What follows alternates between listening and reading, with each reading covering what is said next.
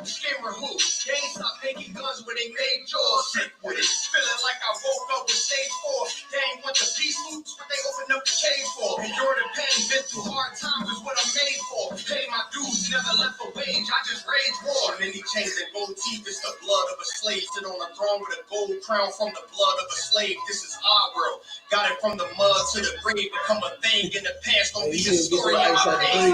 It's all enemies. High school, you must have been. That's all memories. Lost energy. Never lost my energy. Never lose control. Never losing, dog. I play the kick for losing mind where I'm from. I ain't talking from what you say. I never lost soul. Losing time. Wasting steady pace and you lost track. I'm on there. You pray to God, hoping he can save you. But the power about war, and that's a different angle. It's another lost cause, and I'm just adding to the list. They not seeing me for that reason. Got a flash on the grip, nigga, big grease. They gon' judge me by my increase, and I'ma keep stepping in these joys to the increase. Just got off the phone with Jacob, and he said it's time to shine. Certified, you got put it on you, now you verify. One West world, bigger than World War III. Do not sleep, it's not cheap, and it's still top 3. So many chains and gold teeth, it's the blood of a slave. Sit on a throne with a gold crown from the blood of a slave. This is our world. Got it from the mud to the grave. Become a thing in the past. Don't be a story in my page. Came on boats and then chains. So when I get rich, I'ma grab a boat and 10 chains with 12 ribs from each tribe. And each rib gonna have at least 3 kids. Yeah, I'ma have the deep squad. Rap that's in knee high. Now a nigga shack size. Spit that holy fire. When you hear it, you get baptized. One West world. Yeah, you niggas know the logo. And I'ma bust it down so the haters see the glow. Let's have a feast. Let's shine on our enemies. Right in their face. Let's blind on our enemies. Cause now we half, but we come from half not. Throw that cash on the ground, my nigga, let's cash lots. I started from the bottom, birthed out of mud, raised by gangsters, turned out a thug, I ain't give a fuck. Birthed out I was, from hitting licks in and out and selling nicks in the drum. So many chains and gold teeth, it's the blood of a slave. Sit on a throne with a gold crown from the blood of a slave. This is our world. Got it from the mud to the grave. Become a thing in the past. Don't be a story in my page.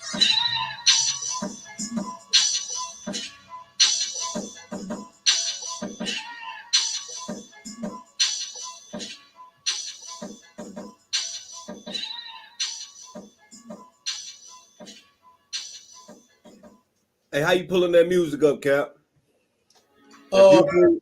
On YouTube, yeah. I got a young man. The young man here, he gonna put us together a playlist. You know what I'm saying? Yeah, you know, put all our music. He make music too. Put it. Is that J Dub there? J Dub. You know it. J Dub in the house. Damn right, damn right. Give J Dub a hand, goddamn. Damn right, J Dub, baby. Yeah, you know what? Hey, we gonna go and get it cracking here. We gonna go and get started. You know what I'm saying? Right. The fact, hey, get a most high hand for yesterday, man. Yeah, man, that was major. Rock, you understand? Yesterday was major. Actually, that brother did, man. You know, the brother brought out some excellent information. You know, of course, like what we've been doing since 1969. You know, so far every brother that I've seen raised up under Commander Junior Hanna, you understand, is serious about this work. You know, serious about raising up our brothers and our sisters, about fixing our nation, taking back our culture from the people that stole it from us. You understand?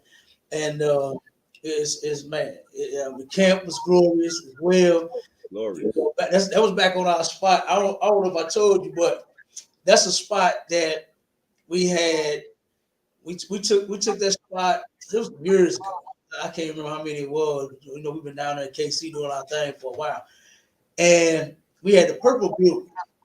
One day we would start our class. We would have a class that started at 10. You know what I'm saying? Go from 12 after that. Sit up and had a camp. So this particular day, we start class at 10. We heard, "Give me John 3:16" outside. Right? We like, who the hell is this outside the building having started camp at 10 o'clock in the morning? This is no lie. I'm telling you, this is honest to God truth. Brothers will tell you. Now, Malak wasn't there at that time. Elisha wasn't there at that time. But Officer Quinaya, he'll tell you, he'll confirm this story. You understand? Officer Yeah, Bond, he'll confirm this story. When we came outside to start setting up the camp, them niggas did a bird call. Them niggas, when they saw, they said, "Ooh, ooh, ooh, ooh," to warn everybody that we was coming, right? So it's about 30 okay, of them niggas. You understand? You know, okay, nothing but a few of us. You yeah, understand? I think it was what about 9 of us, something like that. About 30 of them, right? Them God, niggas did a bird call. Then they turn around, and after they did the bird call, you know, they was looking all retarded. So they, you know how they be like at, all over, passing out flyers everywhere. So they all turned around and went back to they, you know, where they posted up at. They actually, you know what I'm saying, posted up right in front of the library. So I said, you know, we're gonna go over here. You know what I'm saying? We go across the street. When them cats got the line, talking about, we done been out here for 6 years. We don't know where these guys come from. That's what they said. The crowd that they had came right over there to us. They said, man, I don't know what them niggas talking about. He said, but they lying now. He said, they ain't been out here for no 6 years. You understand? One brother, right, right, I stay right down the street. He said, and that's what they do. In that area, they walk. I mean, that area right there is yeah, majority of people that in that area, they don't drive. You saw it. yeah, You bus, walking, yeah, that's how that area is. They God, walk the majority of. They stay around the corner. They stay down the street. They stay a couple of God, blocks over, and they walking. My brother said, okay, man, he said, I'm up here down there every day. He said, and I ain't never seen. He said, I seen y'all. He said, but I ain't never seen these niggas out here talking about they been here for 6 years. He said, I've been living down the street all my life. He said, God, I God. ain't never seen them niggas, man. Hey, so they had to get up off the block then, huh? Oh man, they ain't, you see, they wasn't there yesterday. Yeah, yeah, call them time. We ran niggas off. So we got to talking about where's Joy Morgan. That's at the time when she was missing. You know what I mean? Okay. You know, This and before the death, she ended up dying, right? yeah, she got murdered, man. Yeah. African, you know, Hamite. They let a Hamite in their group, and see, this is why niggas talk shit about Commander Jimmy Hanna. Nigga, I love him. We finally got a place to where, guess what? They ain't allowed. Right. You understand? Yeah. This roof ain't allowed in here. You ain't coming in here and murdering nobody. We already know what you would do. Yeah. We're gonna come in here. We're gonna teach you the Bible. You know what? You know who tried that? All those people at that church that he murdered. They tried to teach Dylan Storm Roof, hey, Jesus loves you. You know what I'm saying? God loves you, Cap. brother. You know, he said brother and everything. And look what happened. Brother shot an old ass lady. What she 80 something, 90 years old? Like, damn, what did she do? Sir. She do. And then the grandson, one second word, the grandson sat there and watched his grandmother get murdered, man. He was so scared. The brother was like 16. He was scared out of his mind. Right. You know, and this is why this is why our men don't belong in a Christian church. You understand? Because ain't nobody laying down in here watching nobody die from here. You understand? Captain McCall said it the best in one of his songs. He said, me and my niggas gotta argue about who gonna bite the bullet. You understand? Yeah, hey, Hey, look, I don't play about my brother. You understand? That was hardcore. You don't want that smoke. You understand? Right.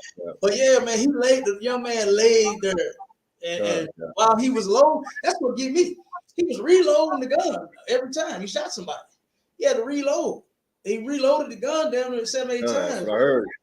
And while he was reloading, nobody in that church, none of those men at least thought to fall on 5 of y'all at one time, just jump on them if y'all ain't gonna beat them up or really defend yourselves. Just 5 of y'all just say, okay, we're gonna rush him. Just jump on top of him later. That way he can stop murdering people. They didn't even do that. You understand? Those men were so scared. That young man sat there and played dead while he watched his grandmother get murdered, man. Not me. You understand? Yeah. Hell not me. You know, but go ahead, Warden. Yeah, it's slocky, Cap. If I could, though, that's why we give major props to Commanding General Yohana. We checking that shit at the door. You understand? At the door. That's right. You know, that's how it's supposed to be, man. You know, like I mean, we move like one. You know, this ain't the Christian church. Damn you know, right, Cap.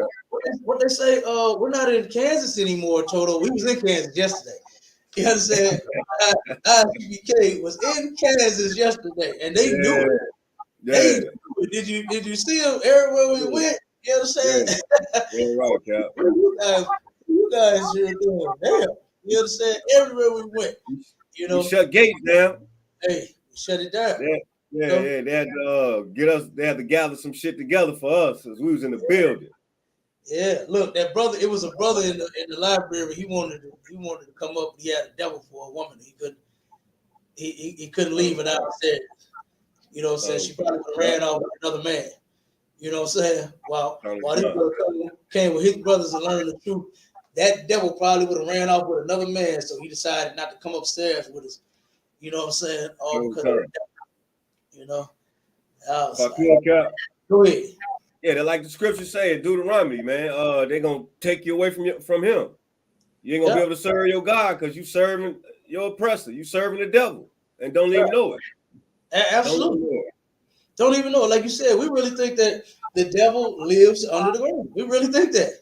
You know, I hate our picture, man. We had a picture that cute. I'm gonna have to have him make me another one, man. We had that flood here a couple months ago. The picture that he drew got destroyed. Or he turned around when the pandemic hit. It had the devil busting up out the ground, and then he had a pitchfork pointing at the earth. You know what I'm saying? And spread the corona all over. Oh man, it was a dope ass picture. When y'all do that, we gotta have him draw another one, man. Like I said, the flood, but you know that's what's in our minds. You understand? On top of it, it said this is not the devil. You understand? That's not the devil. They got them horns and something like that and red man. You understand? Blowing smoke out of his mouth, pointed at people. You understand? Giving them problems and shit in their life. You understand? That's not how they work, man. You know, the devil is the one that put his goddamn knee in George Floyd's goddamn neck till he killed him. Right. The devil is the one that turned around and pulled that sister. What's her name? The one that got pulled over and taken them. Sandra Bland. Yeah, Sandra Bland. They said that thick sister hung herself with a trash bag. Let me tell you something. Those trash bags don't even hold trash very well. They say hefty. You understand? Hefty trash bag, but that don't mean that it's gonna hold up a sister in the air while she turn around and suffocate and strangle her damn self. That's right. That didn't happen. You know what I mean? The devil killed Sandra Bland. Not the guy up under the ground with the pitchfork pointing at Sandra Bland while she was traveling from one state to another, and then turn around and you get her in Texas. You understand? Right. That's not how that works. Right.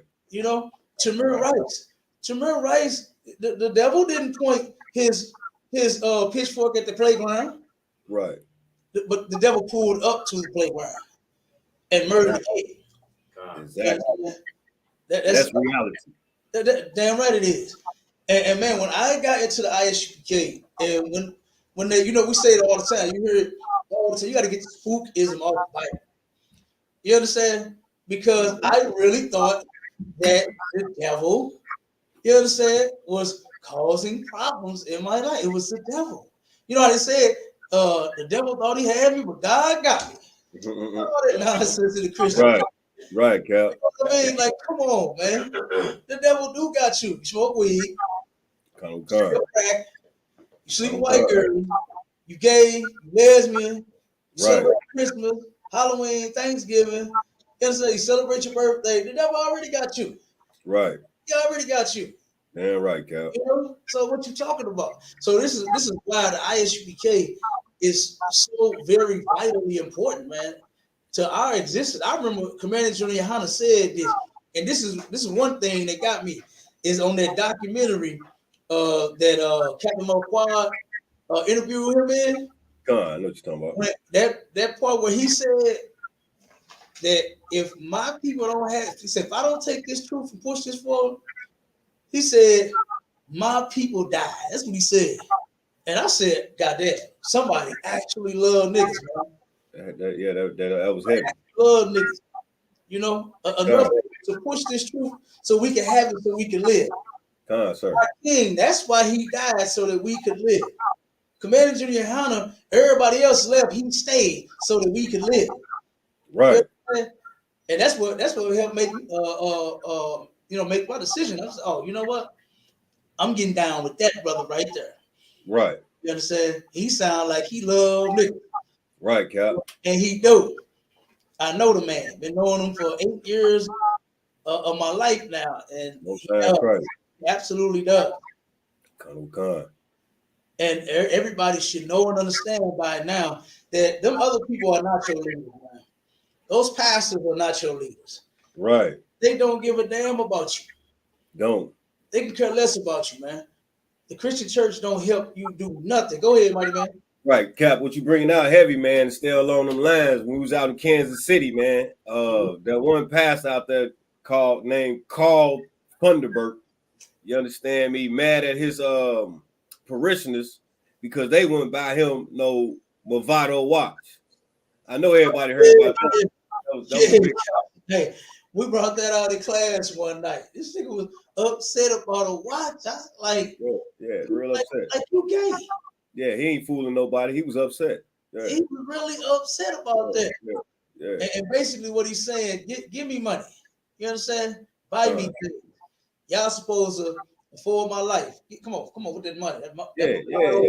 He truly thought that. He really thought that, Cap. He really thought that. That's how the Christian church pushes that on all our people. Because our weak ass leaders thinking it's crazy stuff. Absolutely, man.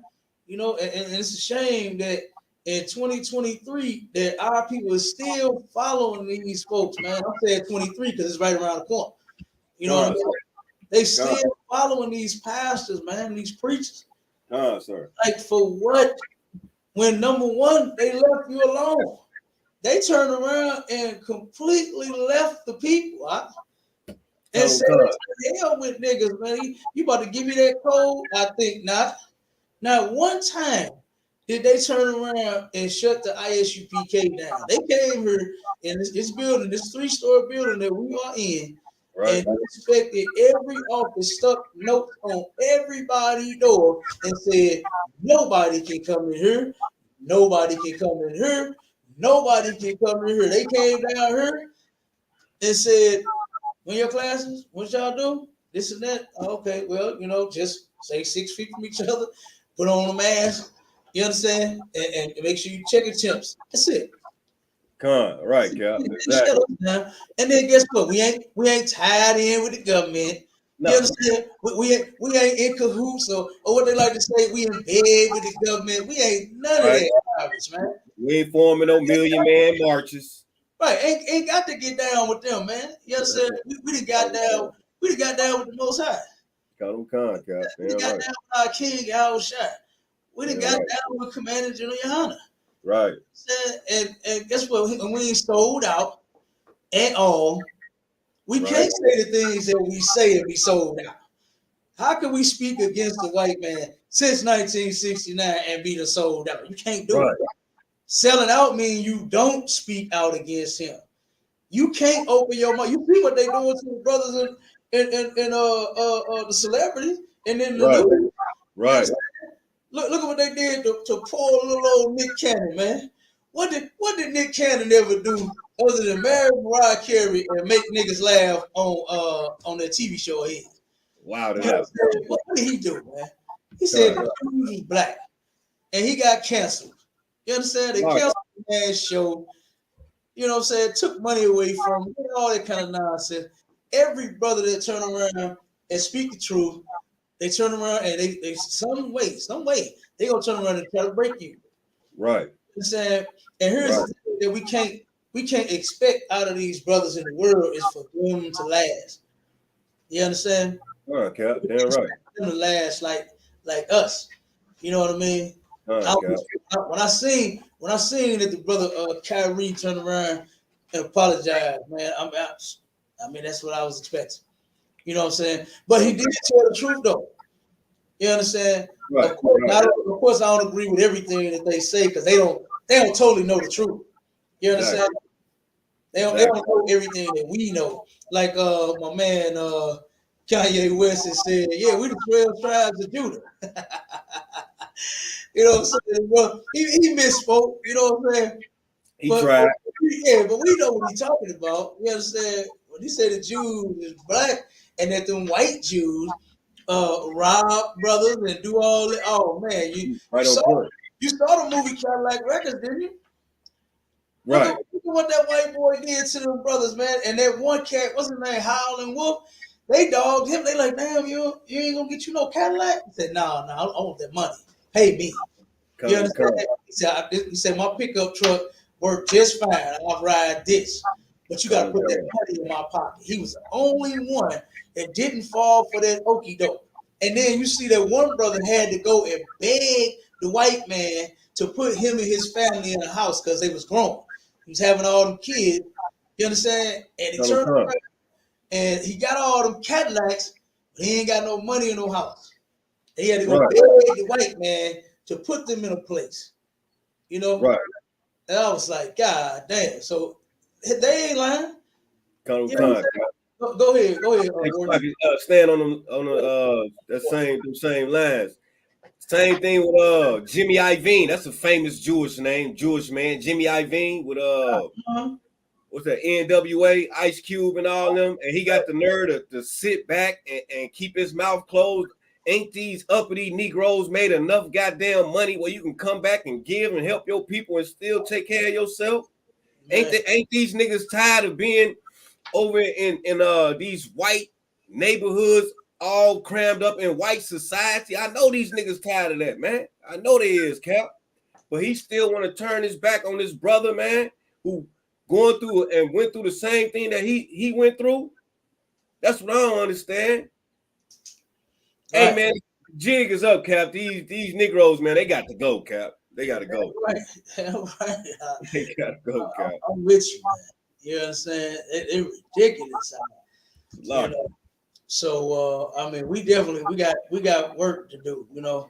Yeah, and, right. You know, like the General Hyman had brought out in class the other day, how he said our brothers and sisters that have been in the truth have always been small. You know what I'm saying? Right. It ain't never been a lot of us in the truth, you know, and that's for real. You know, because you see what the Lord did. One man leading all of us. You know what I'm saying? And not all of us were on the same page with that one man. Right. Come on, Cap. Not all of us were. You know, go ahead, Warren. Hey, Shalaki, Cap, what you bringing out heavy, man? What you bringing out heavy? You touching on all them points, man. With this Jewish thing that's going on, how we got to bow down and take a back seat to our true nationality, our true heritage, man.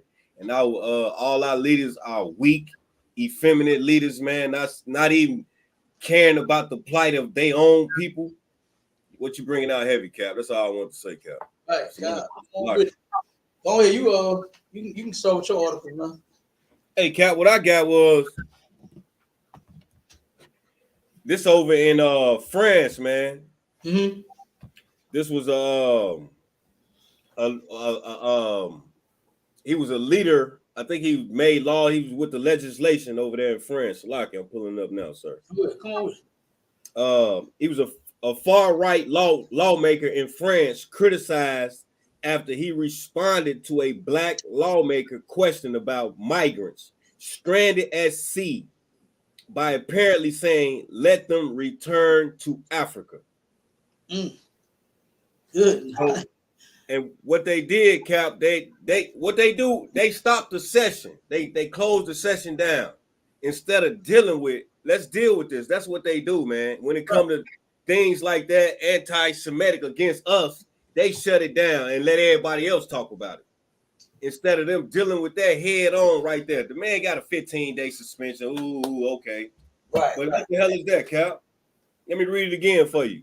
Go ahead. Come on with it. Far-right lawmaker in France criticized after he responded to a black lawmaker's question about migrants stranded at sea by apparently saying, "Let them return to Africa." Good night. They want us to go back to Africa. I remember hearing that. You understand? I remember say that when they been saying this since I was a kid. Yeah, we hear it all the time. we need to go back to Africa. And they know good and goddamn well that we not Africans. They know this. They know we not Africans, man. They know Africans sold us to them. You know what I'm saying? They know that. That's why when you think about it, every other nation has had a hand, in our demise in some way, shape, form, or fashion. Damn right, Cap. Other nations of people come here and they get along just fine. I don't see. Let me tell you something. I grew up with a cat. This is a close partner of mine, man. He's a cop now, right? And he was doing. They had him when the pandemic hit. They had him over at the Walmart and the Sam's out here in Maplewood, right? They right next to each other. And he turned around, and when I ran into him, I was talking to him, and he was telling me how they had him out there, in the Walmart. He's like, man, this shit crazy out here at the store. You know what I mean? And we got to talking about radio show. As a matter of fact, that day that me and him was talking, the topic was racism. You understand? Because something that happened, and we brought it out on the radio show then. I can't remember exactly what it was. But we got to talking about it, and he said, man, see, you on a different level than what I don't see it like that. I said, what you mean? So he got to explain how he turned around and went to Sam's, right? He got a call that they had an irate customer in the line at Sam's. The Chinese man, the line be long. I'm sure you know what a Sam's line look like. Yeah, they long as hell at Sam's. And the line is way down at the back of the store. You understand? Right. And Bruce Lee gonna call himself jumping the line. He getting in front of everybody trying to hurry and ring up. People pushing him out the goddamn way, like, oh, what the hell you doing, man? And you know most of them niggas in sales. And they wasn't having it. Niggas order hungry. They wasn't having it. So they pushing them out the way, like, look, man, you gotta go, move. You understand? You was not gonna get in front of me.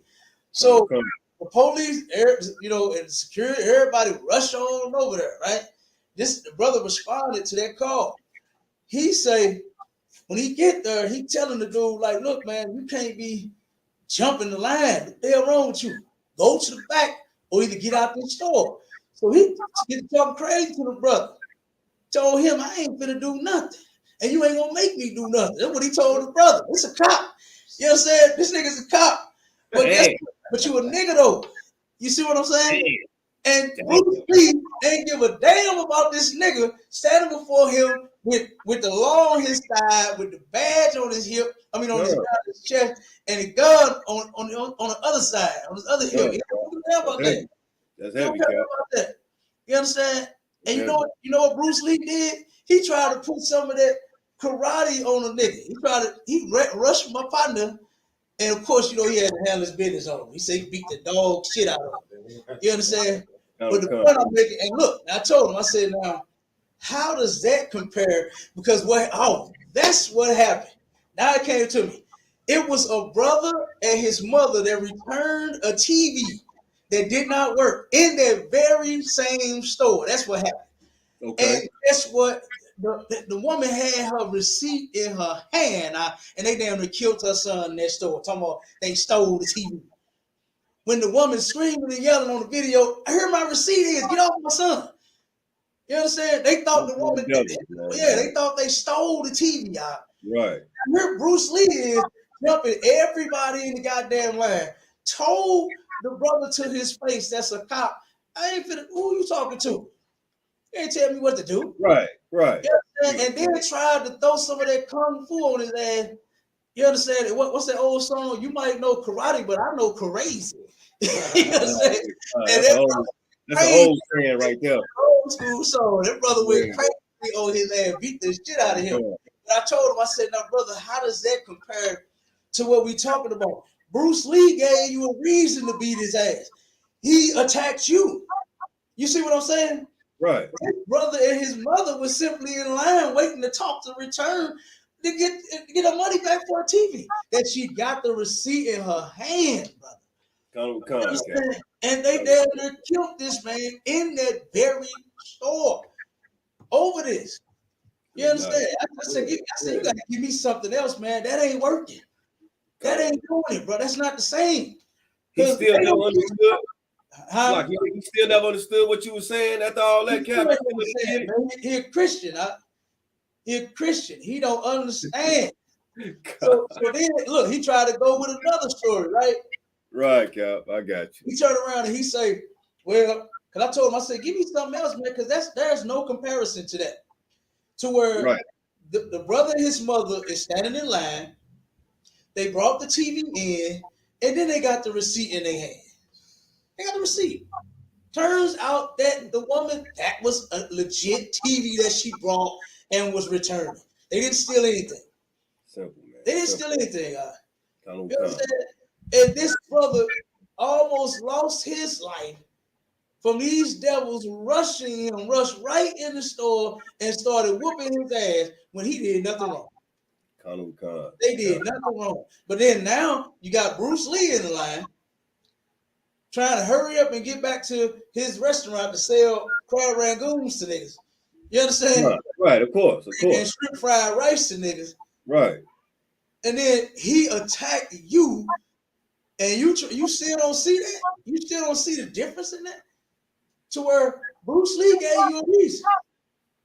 Not supposed to attack anybody, especially the police. Like, why would you do that? Lock it.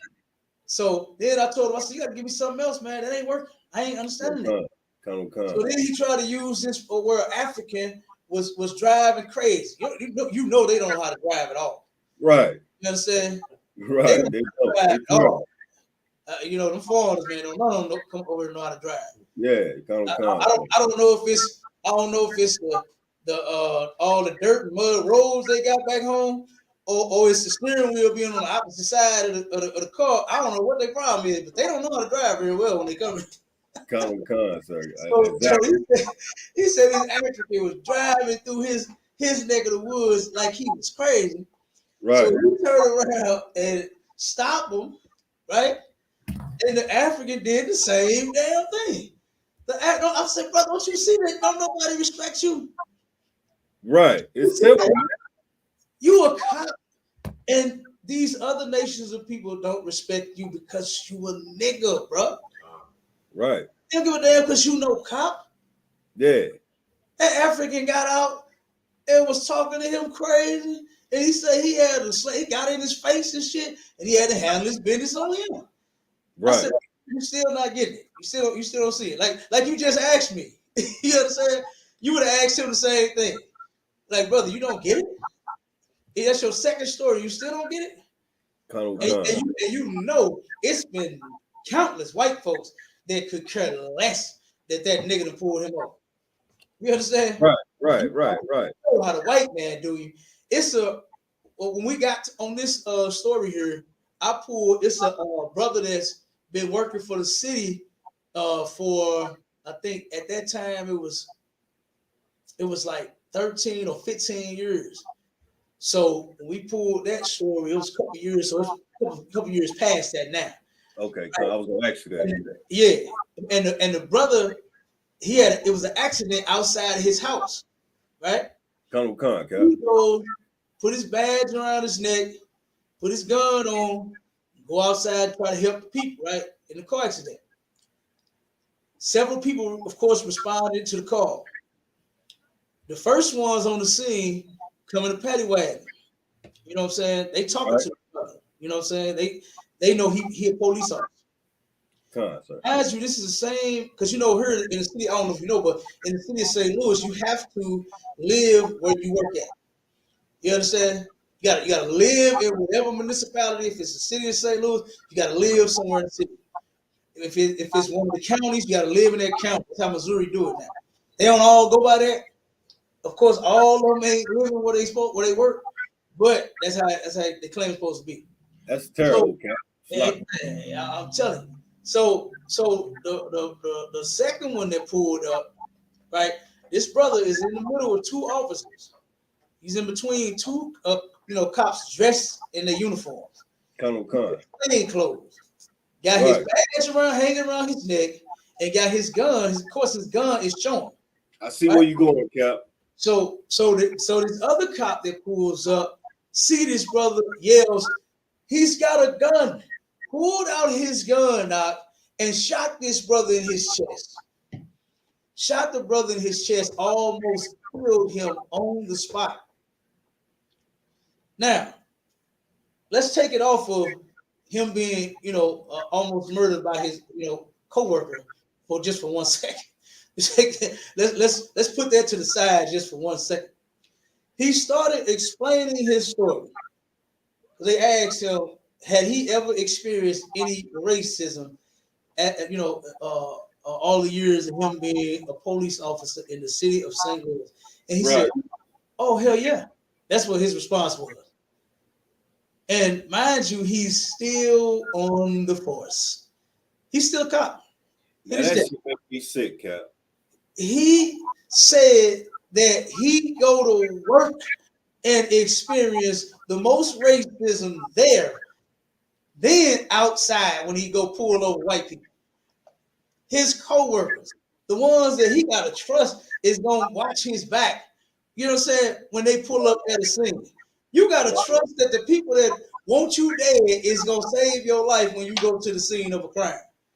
Like, come on, man. Good night. Like, that is ridiculous. Yeah, that's ridiculous, man. He said he got it from everywhere, everybody. And he said it happened the worst in the stations from the people that wear blue just like him. And he's still a cop.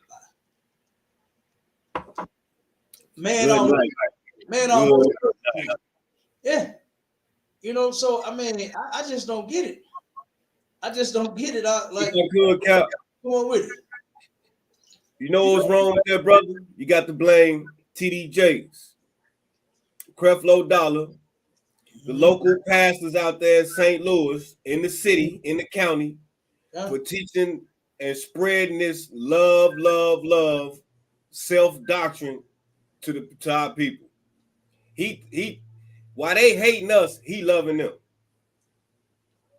Am I right, Cap? You are definitely right, brother. You are definitely right. And it's a shame that our people cannot wake up from this nightmare, man. You understand? Martin Luther King, he didn't give niggas no dream to turn around and try to one day see this take place. As you can see, it ain't gonna never take place. It ain't gonna never happen. They're gonna continue to murder our people, man. They're gonna continue to oppress our people.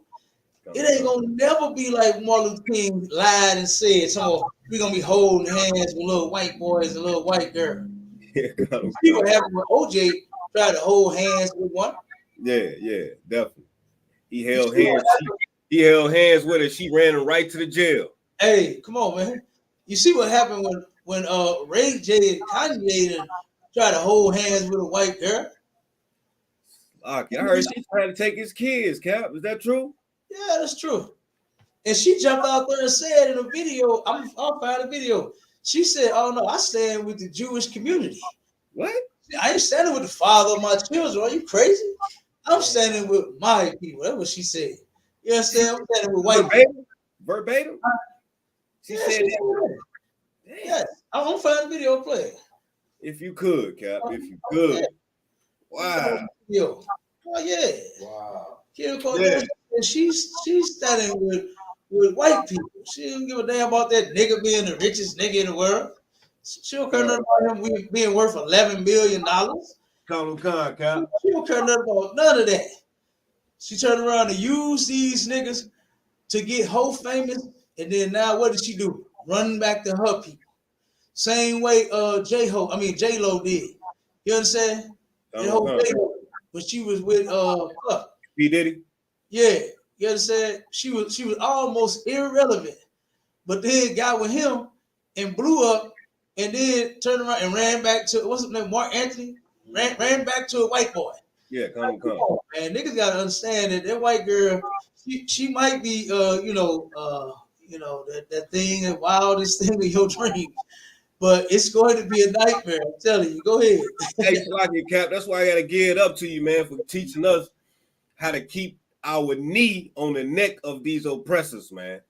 So I got to give it up to the UPK, Commanding General Yohana, the generals, Right. and the captains, man, for y'all teaching us how to keep our foot on these oppressors' neck, man, like they doing us. Boy, goddamn right. You know, and you know, a lot of our people think that, and I'm talking about outside of us, you know, because we know, you understand, but on the outside looking in, they believe that our thing is to start killing white people. And like you just said, put our knee on their neck. It don't mean literal. You understand? Now, don't try to attack none of us now. Well, you gonna have a whole lot of knees and boots on your neck. You do that. You understand? Right.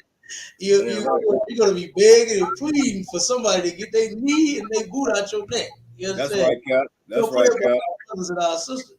But you know, that's what people on the outside looking in think is that we're saying to start murdering white people, to start harming them, start beating them up and all that. Now we defend our lives against anybody. You understand? If anybody was to attack us, we'll defend ourselves. That's in the scripture. For we fight for our lives and our law. And we ain't about to be no cowards about it now. You understand? Yeah, right, Cap. Because a white man silence you for saying that the Jews are black. You understand? We ain't finna turn around and nut up and turn yellow belly or, you know what I'm saying, a coward now. You know, it's not gonna happen. You know, and you are absolutely right. We have to do just what you said. Keep our knee in their neck. You understand? You can't let him up, man. Because if we let him up, look what he doing on murder everybody. We know that the white man is the murderer of the earth. You ain't got to keep on, showing us. How many times you got to show us that you are the greatest murderer to ever live, and then in order for the niggas to believe it? Like how many times, how many innocent brothers and sisters got to die for you to know and understand that these white people are the devil? That's what they are. How many care? Oh, go ahead. I'm sorry, Cap. What you saying is heavy. That's what Kyrie Irving was bringing out. 300 million of his people that they still don't understand. He said it. He's saying what you saying, Cap. He said it on the airways that 300 million of my people died, and no one has nothing to say about that. 300 million, Cap. Yeah, that's a heavy number, man. Come on, huh? Come on. They worried about about 2-3 fake Jewish people. Man, Salaki. Hey, I'm telling you, you're right. And you know what? You know what the so-called leaders and the influencers of our people say? Go ahead, Cap. What did Steve Harvey say? Slavery. He said, "I don't give a damn about slavery." That's what they said. Yeah, come on. He put a joke in it and everything. He making it sound funny and all that shit. No, this wasn't no joke. No, this actually wasn't no joke. Oh, this wasn't no joke? No. He was asked a question. He was asked a question by one of his people in the audience at his show. I'm gonna see if I can find that clip too. A sister asked, asked Steve Harvey. She said, "Look, when I'm around my white friends, you know, there's edit. When I'm around my white friends, when the topic of slavery comes up, you can tell it's like an elephant in the room, and it's hard for them to talk about it and all this nonsense. Like how do I break the ice? Something like that." She said. "How do I have this conversation in front of my white friends?" Steve Harvey told her, "Slavery." He said, "I don't give a damn about slavery." That's what he said. I'm gonna pull that video too. Oh man, good night. Mm-hmm. These are the so-called people, man, that are leading us. You understand? This man can't even lead the goddamn women that he had. Right, Cap. They've been married 90 damn times, but then giving people advice on how to keep your marriage. Like, come on, man. You can't keep none of the women that you was with, and you got all this money and you all this comedy and all this movie and all this everything that you got, and you can't keep nobody. The hell, you giving somebody advice on something? Come on, Cap. Ridiculous. That's heavy, Cap. That's heavy. Yeah.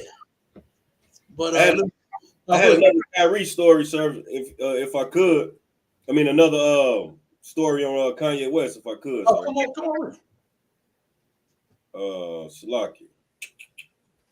Kanye West shows up at Skechers headquarters after being dumped by Adidas.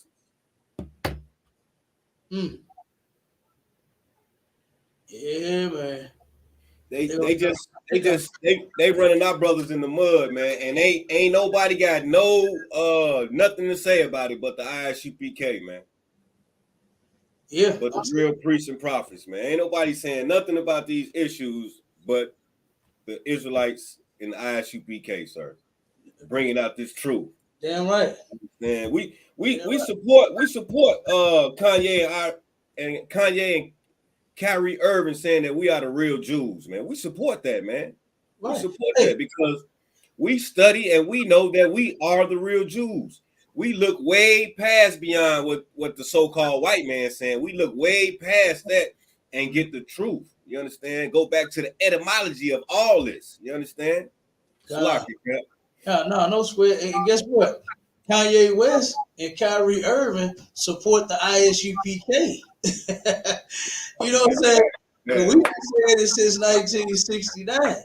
You know, right, I take away from when them brothers saying it. Yeah, right. Us, you understand? They support what we've been saying. You know, and either way, it's a good thing. You understand that what Commanding General Yohana has been teaching all this time is getting out, and it's in the public eye. And now it's something that you can't just you can't just untweet this. You understand? You can't just untweet what the ISUPK has been teaching since 1969 under Commanding General Yohana, that the Jews have always been black and they never been white. You can't untweet this. You understand? Hey, Cap, my thing is those Jewish people should have kept their goddamn mouth closed and let these cats make their statements, and it would probably wouldn't have been as big as it is now. Now everybody want to investigate. I got a call from somebody this morning want to meet up with me so I can explain to her who are the Israelites. What is the Israelite? Right. You understand? If all these Jewish people got to do is keep their mouth closed, it's like they want to play chess with the Most High. They're about to get checkmated. Yeah, God. 1 second, Warrior. I got the video up, but it ain't. I don't see where it's at. Let me see. Can you see the video? I'm gonna just read the title real quick. I can't get the video to play. Okay. It's on my phone, but I can't get it up on the TV. I don't know why. Oh, hold on, wait a minute. I think I got it. Hold on, let me see what this is. I think I can share on this end too, Cap, if need be. Okay, hold on. Let me see. The antioxidant goodness in every bottle of Palm Wonderful makes it a potent weapon against free radicals. Your antioxidant superpower committed to protecting you from unforeseen foes. And Palm is super wonderfully delicious. Hold on, let me see. Palm Wonderful, the antioxidant superpower.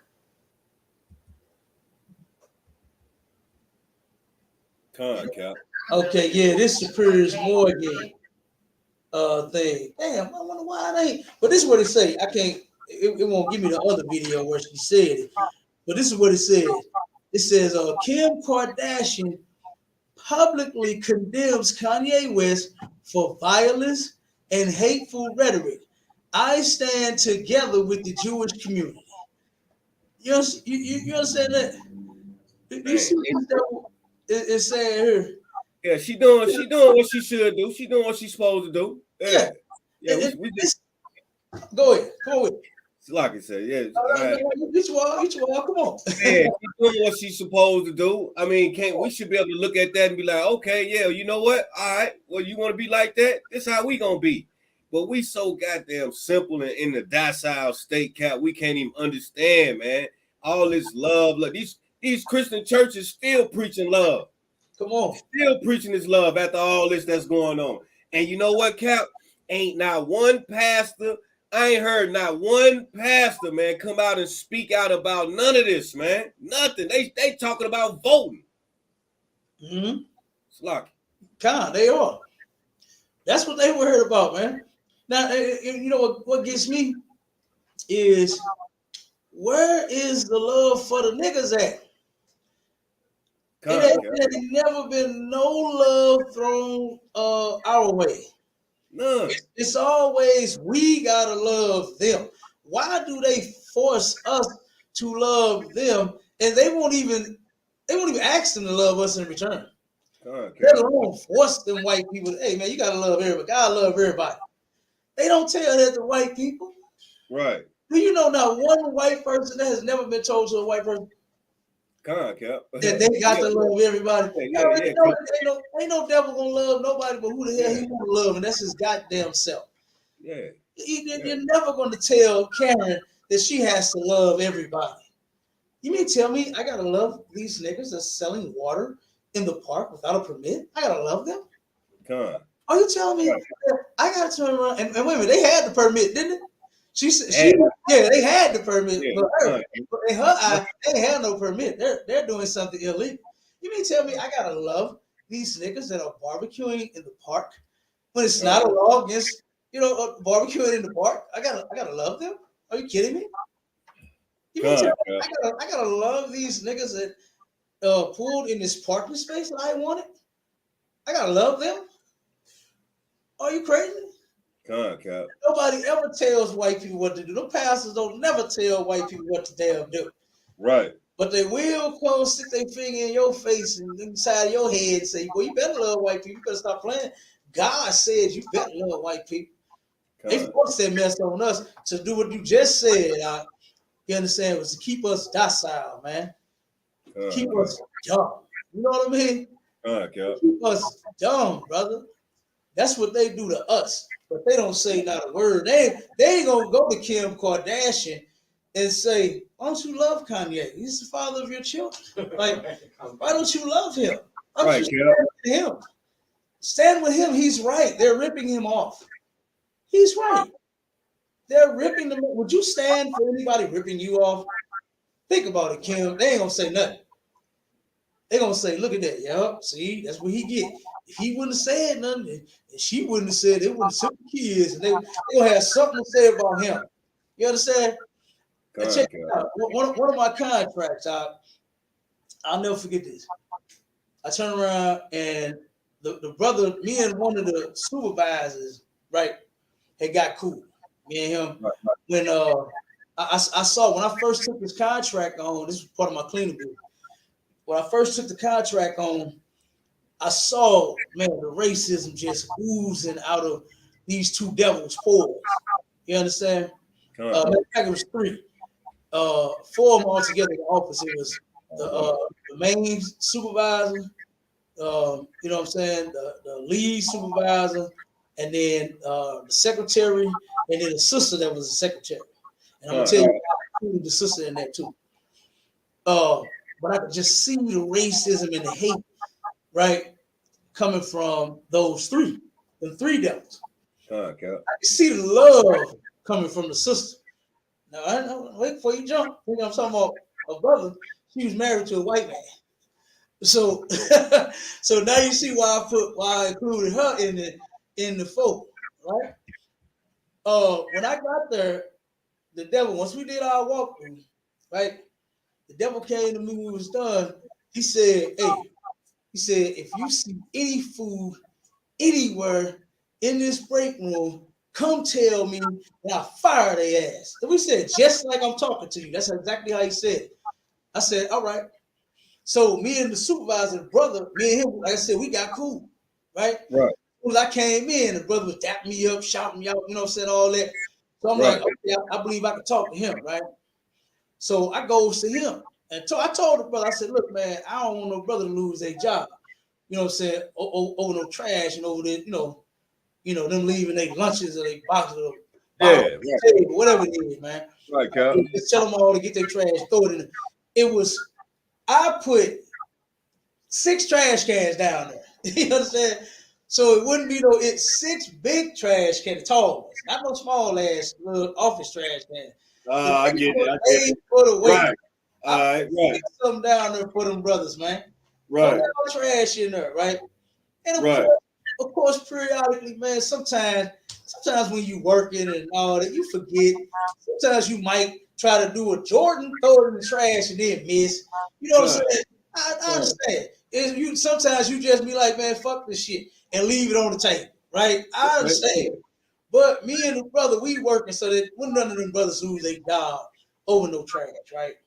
Con. One day, I turned around and go to the sister. This was before I knew she was married to a white man.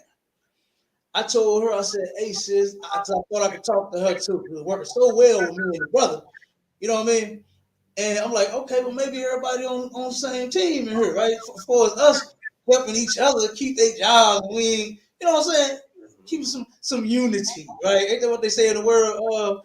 Yeah, damn right. We got some unity in this contract, right? Right. So I go to the sister and tell her, I said, hey, whoever is spitting sunflower seeds all over the place, tell whoever that is to stop, right? I said, whoever that is spitting sunflower seeds, just tell them to stop. So you gave a warning so far. That's right. I gave the sister the one. I ain't go to the boss. I'm thinking I'm going to somebody I can talk. Like the brother was the supervisor. You know what I'm saying? Over there. I'm thinking the sister. I'm thinking I could talk to her and maybe because they all of us trying to holler at her. You understand? The sister was bad. I ain't gonna lie, but she like that. And everybody came in there. The truckers tried to holler at her. The brothers tried to holler. Everybody was trying to holler at her, right? So I'm thinking like, okay, well, I'm sure she whoever, be spitting sunflower seeds out their mouth, be talking to her. So I'm thinking like, sis, if you see him, whatever, just tell him stop spitting on him. 5 minutes later, that same devil came in. He said, what's going on? I said, what you mean? You got a problem out here or something with somebody? I said, no, ain't no problem. What you talking about? Oh, I thought I heard something. Okay. Okay, he was ready to fire somebody. Yeah. Soon as I would have said sunflower seed, he would have known what nigga it was, and that brother would have been packing up and going home for that day. I told him, I said, I don't know what you're talking about. I'm good. Everything's fine. I'm straight. You know what I'm saying? I ain't even give him nothing. You understand? To turn around like I said, go fire that brother. Because one day I came in, this was another day. I came in, all the brothers was huddled up, they talking. I asked the brother that I was cool with, supervisor. I forgot his name. But I talked to him. I said, "Hey, what's going on, man? Everybody huddled up and shit, talking, and you know how it goes when somebody get fired at the job. All huddled up talking about it." Yeah. He said, "Man," he said, "Them goddamn he called them crackers." He said, "Them goddamn crackers came in here, man, and fired 7 brothers for no apparent reason, man. Say he just came in and you, and you get y'all shit and get out of here." I said, damn, straight up like that? He said, yes, just like that. That same devil, right? So I said, damn.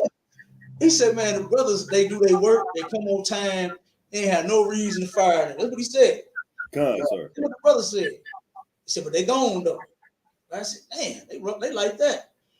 So that's one reason why I didn't want to go and, you know what I'm saying? I get that. There's no over no trash. Nigga, I don't care about that. You know what I'm saying? That much to where, boss, they leaving trash in the break room. Man, you know what I'm saying? Like, I just don't understand. I just didn't understand why this sister would go and repeat what I said to him. You know what I'm saying? When I told it to her, I'm like, it wasn't no big deal. He was dating the Edomite, right? Yeah, she with the Edomite. Yeah. Mm-hmm. There you go. There you have it. So you get the point. Yeah. So then, on another incident at this same contract, I go in and everybody huddled up talking again. Right. And so it was a brother that got into it with a devil. Brother at his station working, got his coffee on his station. Big country white boy walked up to him at his station, smacks his coffee off the table and said, "What the fuck you gonna do about it?" So the brother said, "Hold on, who fuck you? Hey, who you playing with? Right? You already know you don't play with a black man like that, right?" So the brother got in his face like, "Dog, hey, because that's actually a threat. That white boy threatened him. Right. You understand? That's a threat to do what he did. In the white man's law, if he'd called police, that white boy was supposed to be getting locked up because he threatened that brother. Right? So of course, now when the brother is defending himself, Now everybody in the office here and see what's going on. Everybody in the office come out, and guess who they attack? The brother. Yeah. They all over the brother as if he did something wrong. When it's on video, it's on camera. Because guess what the devils used to do? They had a big screen with all their cameras, you know what I'm saying, on the big screen. And they would sit there, and I would catch them like this, with their arms folded, monitoring the goddamn TV, making sure the slaves was working, watching all the cameras. I would watch them do that. You understand? At one point, listen, at one point, ain't no heat in their warehouse, right, where the brothers work at. No heat. Right. They got mad because the brothers was bringing heaters home from their house to have at their station. They told them, you can't bring no heaters in here. So they banned the brother, told the brothers, don't bring no heaters in here. Then turn around, they ain't give them no heat.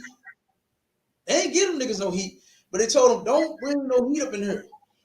Then turned around and zoomed the camera out and in on the break room where they did have heat at. And if they caught anybody in the break room, unless it was break time, they got fired. One of their brothers that had worked there for 13 years turned around and he was freezing, he said. You understand? He in the break room like this, trying to get cold. I mean, get warm because he was cold. He like this, man, in front of the heater, trying to warm up. The devil ran down there. What the hell are you doing there? He said, man, look, he said, I couldn't take it, man. He said, I'm freezing out there. It's cold. He said, I just came here for a second trying to get warm. He said, well, go get your ass warm at home. Till shit get out of here. That's what he told him. Fire that brother, man. Now how long have we been going through stuff like this? You know that devil and that the rest of them devils came out there and supported the other devil, the one who attacked the brother. Right. And I'm gonna tell you this, and I'm gonna let you jump in. It was another brother that I used to talk to. They used to be when we first had our conference calls before we had the radio show like we got now. We used to do conference calls, and the brother used to jump in on the calls a lot, right? He turned around, and me and him, when he came in, we was talking about the incident with the brother, right? And once a devil came in and said, "Hey, what's going on, guys?" He trying to be nosy. Right. He want to get in on the conversation. I stopped talking. I stopped talking to the brother about it. I turned around, act like I wasn't paying no attention. I'm ignoring this devil, right? The brother said, "Oh man, we're just talking about Antoine and what happened earlier and all this and fight and this." And he even gave the devil the whole rundown. I'm like, God damn, you know what I'm saying? Oh my God, so then he turned around and the brother say, "Well, he just got out of jail and he on house arrest." And hey, I zoomed right back in on that bullshit. I said, "Hold on, bro." I said, "What's that got to do with anything?" The man was at his station doing his work, wasn't bothering him and nobody else. Nobody else, right? And he smacked his coffee off. When he turned around, he jumped in his face and asked him what the fuck was he gonna do about it. And you bringing up this brother's past when he was sitting there doing his work. What he did years ago, he paid for that. He was in prison. He's on house arrest. He served his time. You understand? Slocky, so you say they brought up his past, huh? For something that was going on at the moment. The brother did. The brother brought that up. Not the devils. The devils just automatically sided with the white boy. But this is the brother, me and him, when we was having a conversation, he included the white boy in it. This is what another brother says about another brother. And you in front of the white boy. In front of to the white boy. See? To the white boy. So I get it. What does that have to do with anything, man? He didn't bother this dude. He didn't say nothing to him. He didn't do anything to him. He was attacked. You understand? He got violated. Why are you bringing that up? Oh man, I'm just saying, he house arrest. And he's from the north side. And I said, dude, what the hell that got to do with anything, man? The brother steady bringing up everything he can to make that black man be wrong. That's what he was doing. And I'm like, brother, what the hell is wrong with you? And then the devil gonna say, "Oh man, not over no coffee, man. Not over no coffee. Right. I wouldn't have done that over no coffee, man." That's what the devil said. You know what I asked him? I said, "Would you ever let somebody do you that way?" He said, "Oh, hell no." I said, "Well, why are you trying to convince us of that then? If you wouldn't have stood for that, why are you going to sit here and say, not over no coffee, Antoine? Right. No coffee, man. Be the bigger man in the situation." And point, Cap. you understand? But at the same time, he wouldn't have allowed nobody to knock his Folgers off. I dare you to knock his Folgers off that goddamn table. That's the best part of him waking up. His Folgers in his cup. I wish he would knock that off the table. You turn around, shoot everybody in there. You know what I'm saying? God. Look, white boys go postal over what they feel is important to them. Yeah, definitely. Cap. You know what I mean? So he tries to, goddamn, the white man is the devil the Bible speaks of. If I could, Cap.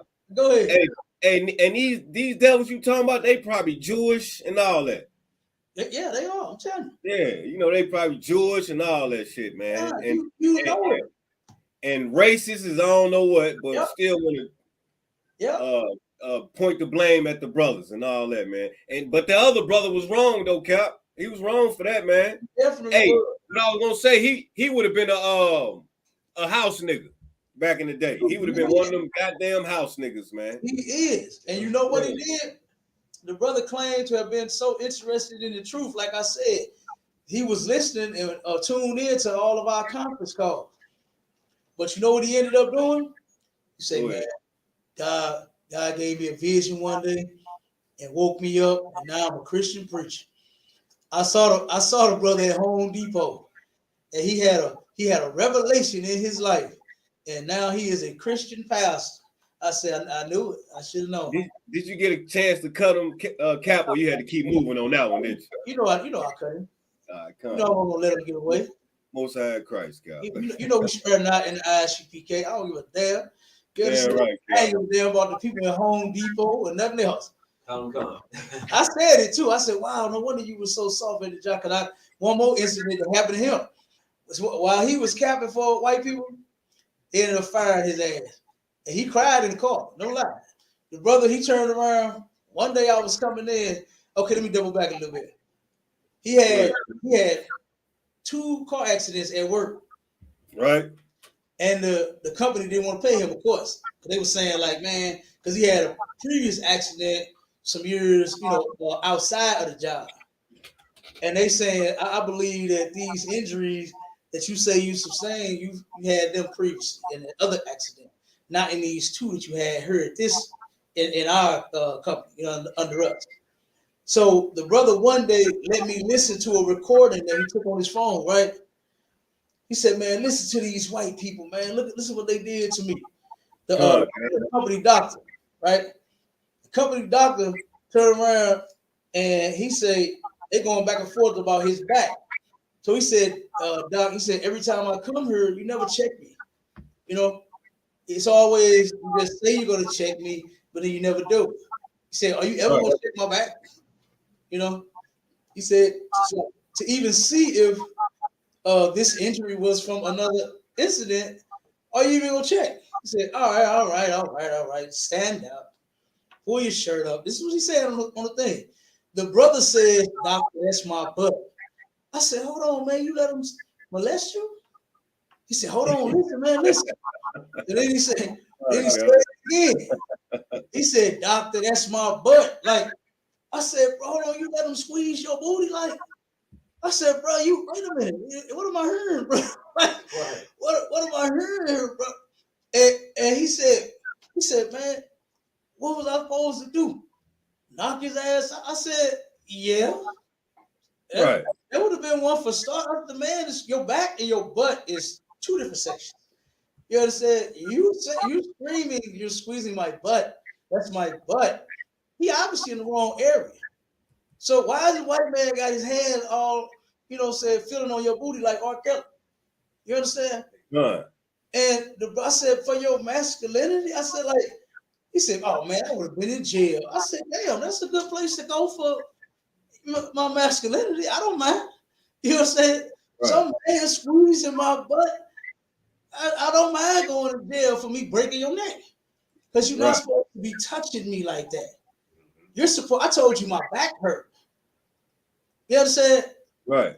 And he all the way down here squeezing his brother's cheek. Like that's just, I said, damn, that's disgusting, man. Is this the pastor you was talking about, Cap? This the pastor. Yes. This is the pastor. So he gonna get up in church one day and tell the people, God love everybody. If a man feel on you, just turn and let him touch the other cheek. Go ahead. That's all he gonna say one day, Cap. Cap. So look, then he had another incident. He came in, he said, man, I know you on another level with them white people. He said, man, if it wasn't for white Jesus, I would have been fucked one of them up. That's what he said. I said, right. See? Brother, you scared of white people, man. I said, from that audio you let me listen to, and now you screaming about if it wasn't for white Jesus, you would have fucked the white man up. I said, no, you ain't. You know what I'm saying? I said, and then for what? For what reason? Oh man, they messed up. They messed up my. I said, brother.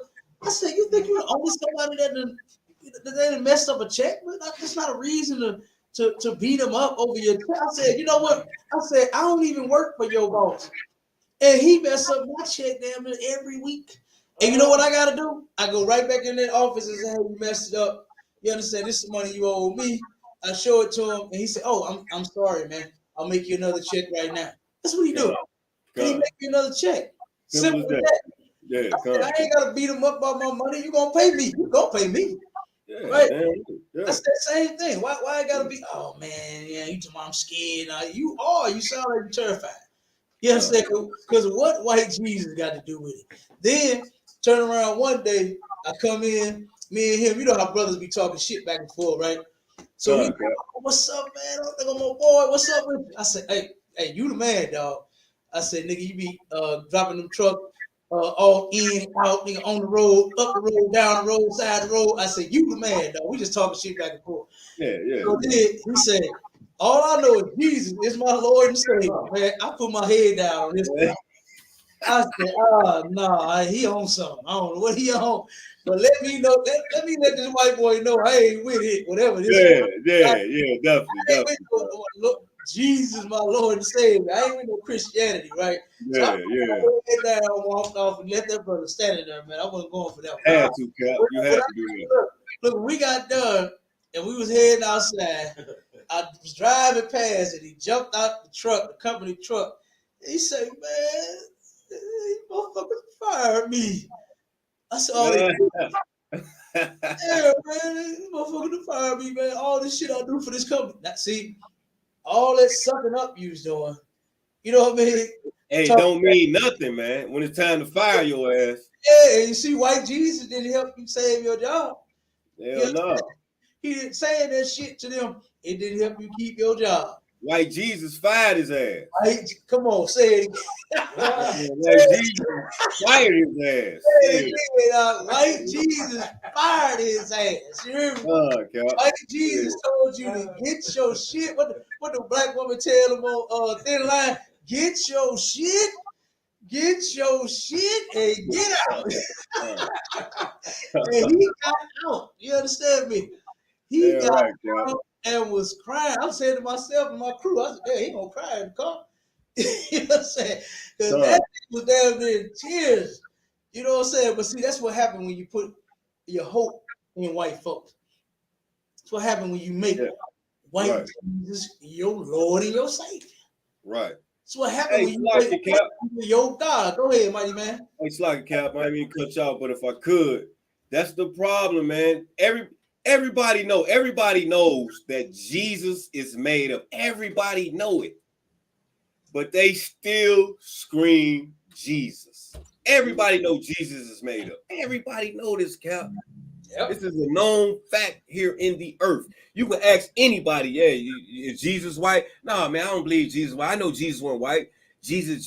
That name is fugazes. It's a fallacy. Everybody know it, but they still continue to fight for Jesus.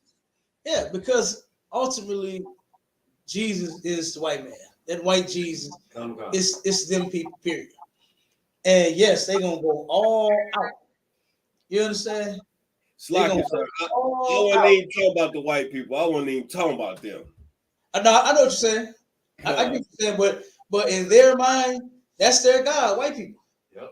You know what I'm saying? Sir, White man, that's their God.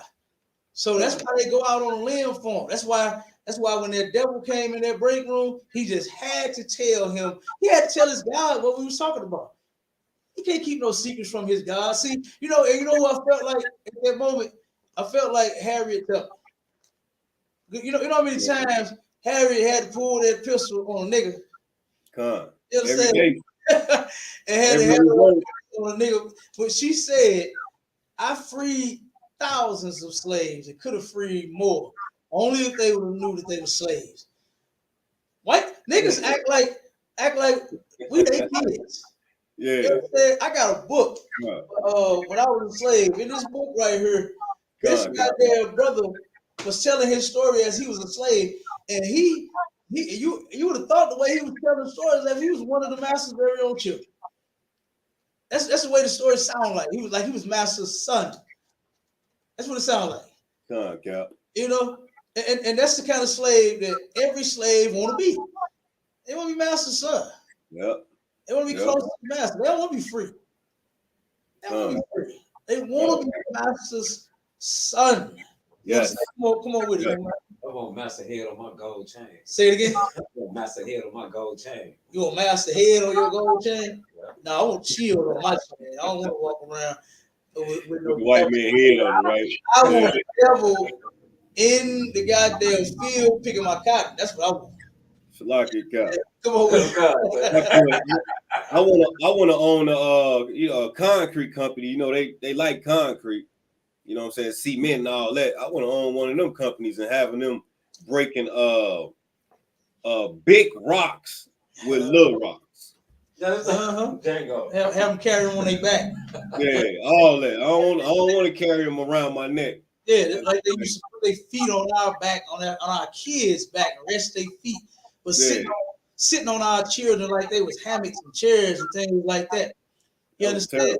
Resting their feet on our kids' back. Yeah, you put one of these boulders on your back and move it. You understand? Since you like what the strong man contest, let's see what the strong slave contest. Yeah. And go and build this goddamn mansion of mine. You understand? Lord will, if I'm in power in the kingdom, they're gonna be working. Yeah, right, Cal. I ain't talking about working like what we say work today. Like what they're gonna be slave. Yeah. They're gonna be slave and slave. Yeah. You understand? As they should, and that's what you call justice. You damn right. That's what you call justice. That's what you call fair. You know what? That's what you call equality. Yeah. Equality, right there. Hey, we were slaves. Now it's time for slave. You understand?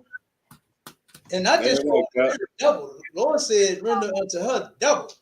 You understand? For the white man, what he did, he gets double. He gets double pay. You understand? And it's in the Bible. You understand? That's in the Bible. Yeah. I'm gonna show you. You got something else you want to bring out? No, not right now, Cap. I gotta run through it. If you got something, go ahead. Yeah, we get close to the time. I wanted to show these two videos and show you the difference between white people and black people, because the Jews are not white. You understand? The Jews are not white at all. Right. You understand? And I'm gonna show you just how nigga, they talk about anti-Semitic. They love being anti-nigga all day long. You understand? Which is anti-Semitic. Damn right. That's anti-Semitic. You goddamn right it is. Because we the people of them, not them. You understand?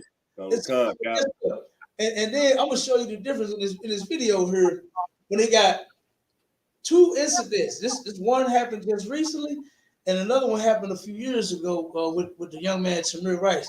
And I'm gonna show you how in the scriptures, when the Lord said what these people would do to us, and how they would have no care for the old and the young, and oh my God, this is so-called white man all day. I'm gonna show the first video. This is about 2 white kids. You understand? This is about 2 Chucky dolls. Watch this. First look at the 12-year-old.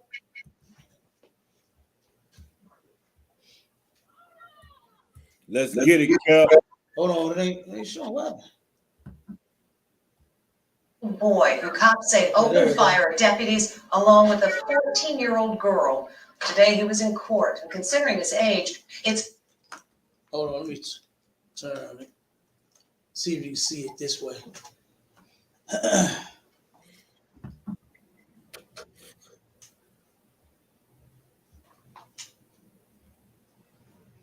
Hold on, one second. Come on. It's hard to fathom the charges he's facing. Oh, Many news outlets, along with a 14, opened fire at deputy-year-old boy who cops say opened fire at deputies along with a 14-year-old girl. Today he was in court, and considering his age, it's hard to fathom the charges he's facing.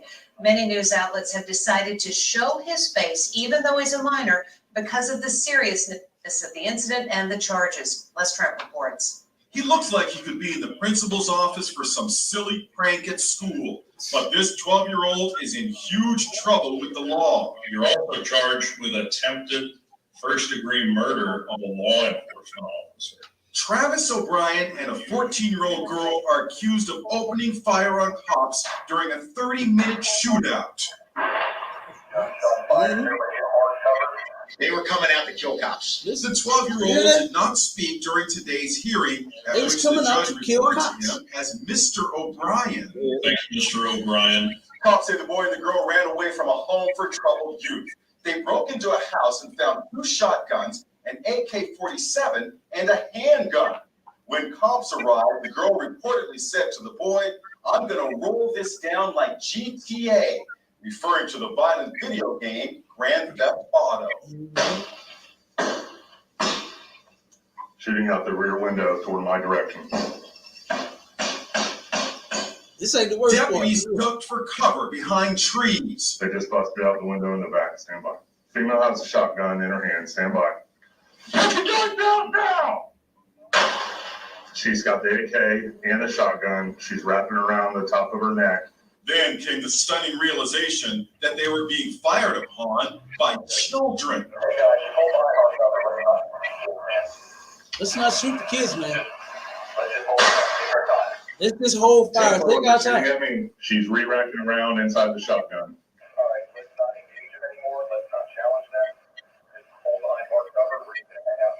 You can hear one officer pray it doesn't end badly. I'm going to do this. You can hear the restraint of the deputies pleading not to have to use their guns. Cops say the girl, seen in this photo given to the news media by her father, was shot and wounded when she refused orders to drop the shotgun and opened fire from behind a parked car. You've got 1, 2, 3, 4, 5, 6, 7, 8, 9, 10, at least 10 bullet holes. 30 seconds later, young Travis O'Brien came out of the house with his hands raised. They shot through the bedroom window. They shot from the garage door.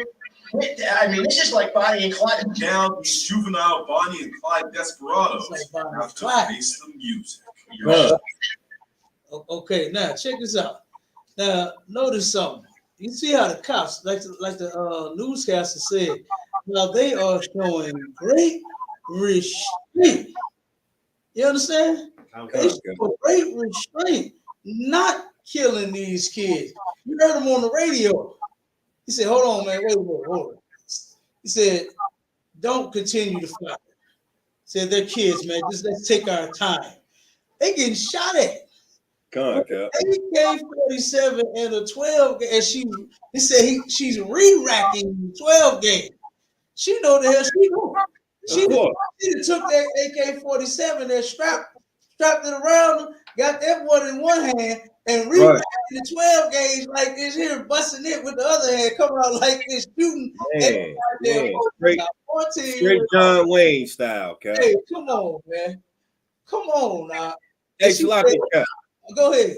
Slocky, did you hear the judge call this mob Mr. O'Brien? Yeah. What you got to say about that, Cap? Listen, man. Listen, he's addressing him as a man. They finna charge them as adults. You understand? So as an adult, guess what, Mr. O'Brien? Are you hearing what I'm saying? Are you listening? Do you realize what you're being charged with? Give him a little respect, too. Give him a little respect by calling him Mr. O'Brien. That's what I'm talking about. I'm finna say he got some patience with therapy. You understand? Are you understanding the seriousness of your charges against you, Mr. O'Brien? Right. You understand? Like, come on. The judge finna come out of his pocket and pay for him an attorney. Oh, you understand? That's what's gonna end up happening. Yep.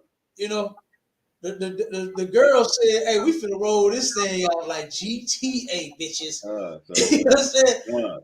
Yep. And the devil said they set out to kill cops. That's what he said about his. He said about that little 12 and 14-year-old devil, right? Now look at this. Now let's play the next video. I don't think they got no. You got to look at the screen on this one. Let's get it, Cap. I'm gonna play. Oh yeah, they do. They got part of this one. The devil gonna be talking on this one. This one here is the Tamir Rice shooting. Newly released interview reveals cops' shifting story. Right now, you heard that cop. He's sitting there behind that tree with the gun, praying, "Oh, don't make me do this. Please don't make me do this." I don't remember that. Okay, Cap. You heard it was kind of low. It was kind of low, but he said, "Don't make me do this." And that's when the newscast they showing great restraint. You understand? They're showing great restraint by not shooting back. You understand? Until she didn't. She had the guns pointed at they had and wouldn't drop. So they went on and they made sure they flesh wound her. You understand? They ain't say she was in critical condition. They ain't say she got her head blowed off. They ain't say none of that. They ain't say she might not survive. She got grades. You understand? Now in the leg somewhere where they don't hurt her that bad.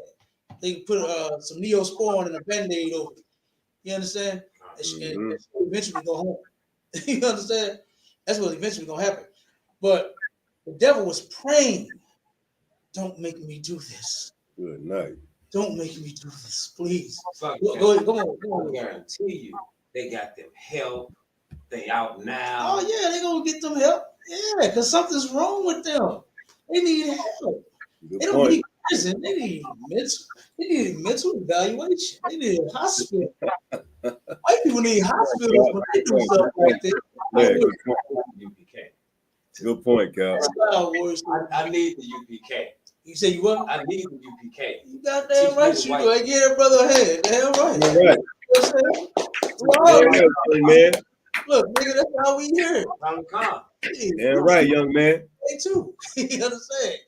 But watch this one though. Listen to this video. Me too, Cap. Me too. Hey, damn right. I know you did. Shit. Why you soldier? You understand? Hold on. Let's listen to this one here. Because they got the video of what happened in the park. And like I said, you can see it on the screen behind me. When they pulled up on him, and we're gonna play the call that the Karen made to the police station. All right, let's play this one. Listen to this cop story. Score low prices and great deals at Target. I'll be hating this cop. They got so many. Of course, Cap. Holiday your way. Only at Target. Of course. Okay, now here we go. Now this is the police pulling up. There goes Tamir Rice, shot, dead, bang, instantly. You see it? Yeah, I remember that video, sir. Yeah, I know that like the back of my hand. Hold on, for the play it again. Watch this. Watch this. 3 seconds. This was 3 seconds. Yeah, watch not this. even. Watch this. Let me see if I can rewind it and play it over. Hold on. Look at it. Here we go. Come on with it.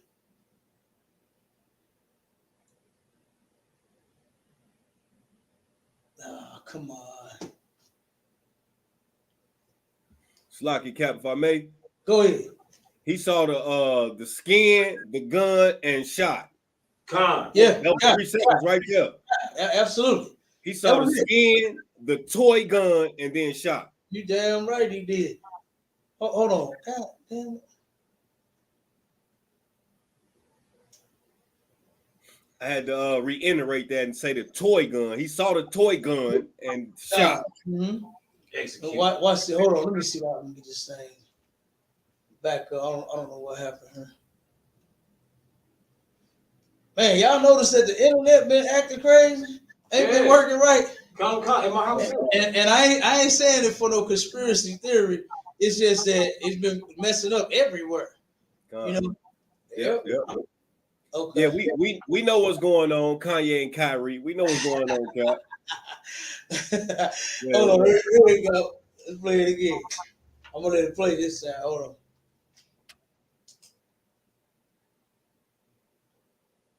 I started screaming verbal commands. Right. Put your hands Like in you the said. air. Put your hands in the air. Let me see your hands. Skin, Please. color, shot.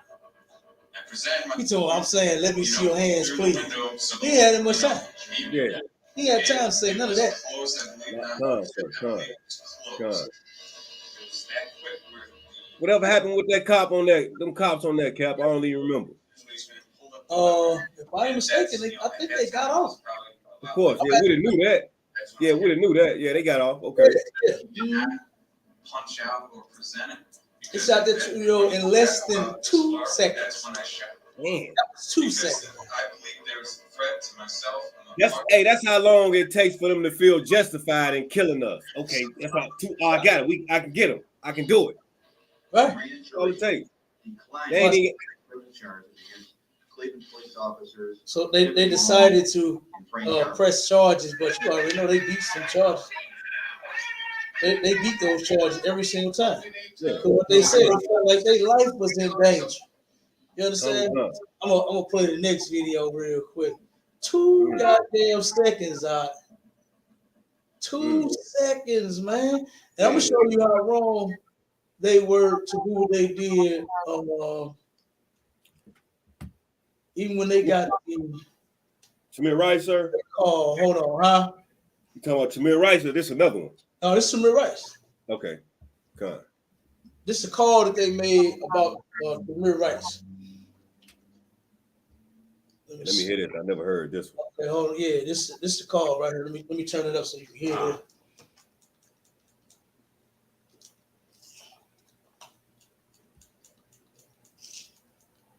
All right, here we go. Hollinger. How are you? I'm sitting in the park at West Boulevard by the West Boulevard Rapid Transit Station. And there was a guy there with a pistol, saw me face. He's like pointing at everybody. And where are you at then? I'm sitting in the park at West Cudell, West Boulevard by the West Boulevard Rapid Transit Station. Hi. So you're at the rapid station? Are you at the rapid station? No, I'm sitting across the street at the park. What's the name of the park? Cudell? Cudell, yes.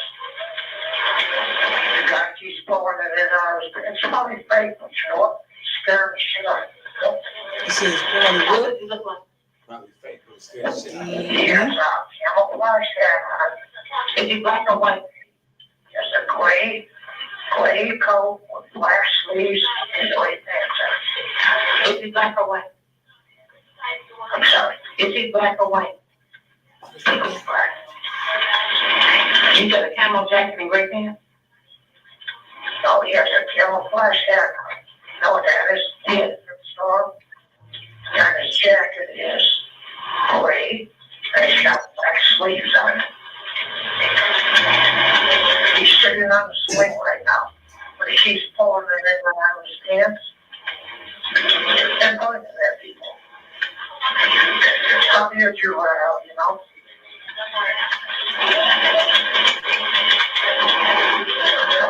Do you know the guy? Oh, I do not. I'm getting ready to leave, but you know what? He's right over at the youth center or whatever.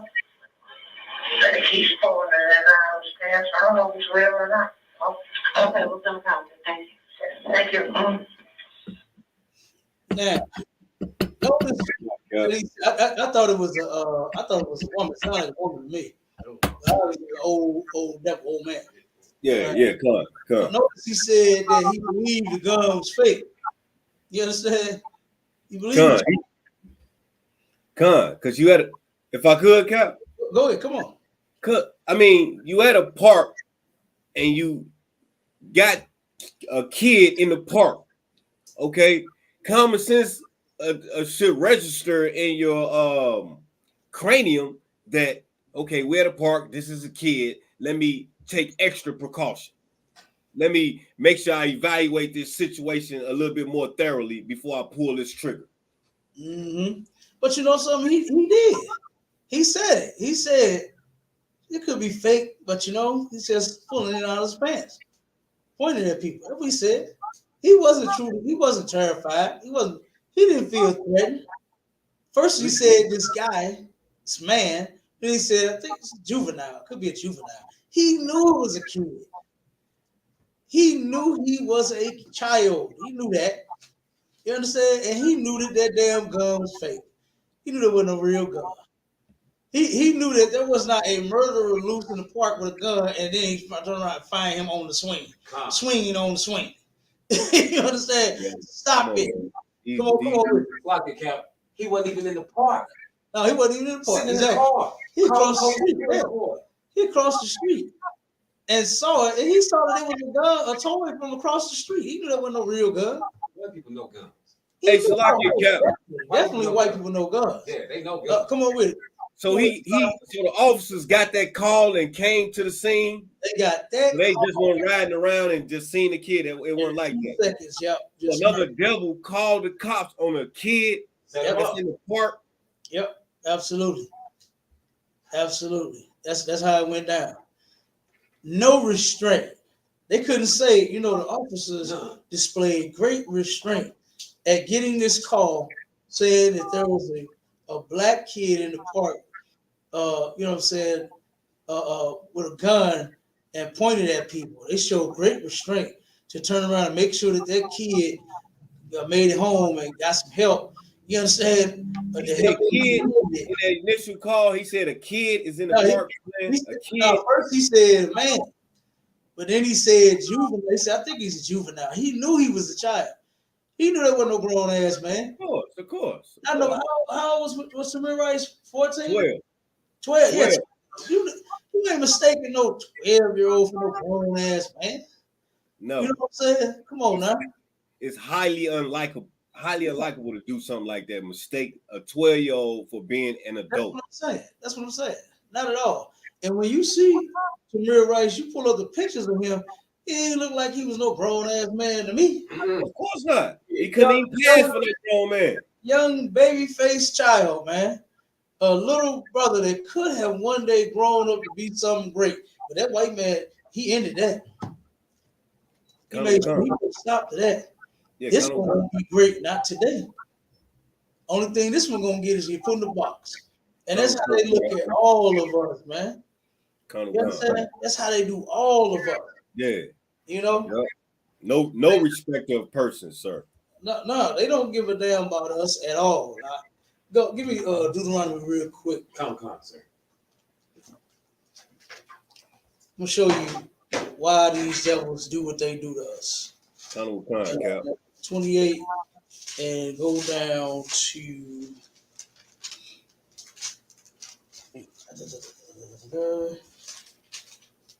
I believe is 49. Start there at 49. Come.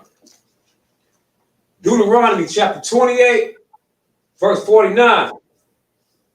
The Lord shall bring a nation against thee from far, from the end of the earth, as swift as the eagle flieth. Mm-hmm. A nation whose tongue thou shalt not understand. So this is in the Bible. This was prophesied. This was prophesied to happen to the true Jews, not the the Jews that say they, say that are white, because we know Jews are not white. You understand? Damn But right.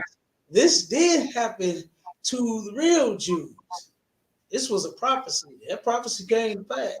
To where it said that the Lord was going to send a nation against us, against thee from far, right? And then it said, a nation whose tongue thou shalt not understand. We didn't understand this white man's English. Hell, we still don't understand it. Niggas talk in Ebonics. You understand? Exactly. Made our own language out of that. You understand? Yeah, right. Same way we made the Assyrian Hebrew in Assyrian captivity. We took and made their language, we turned to a twist and put our language. We had to come with something that we understood. You understand? To communicate with each other. Same thing with this English.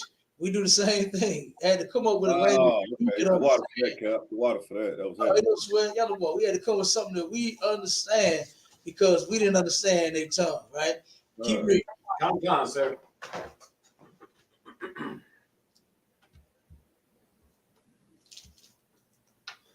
A nation of fierce countenance, which shall not regard the person of the old, nor show favor to the young. They could care less about our old heads because they'll murder them too.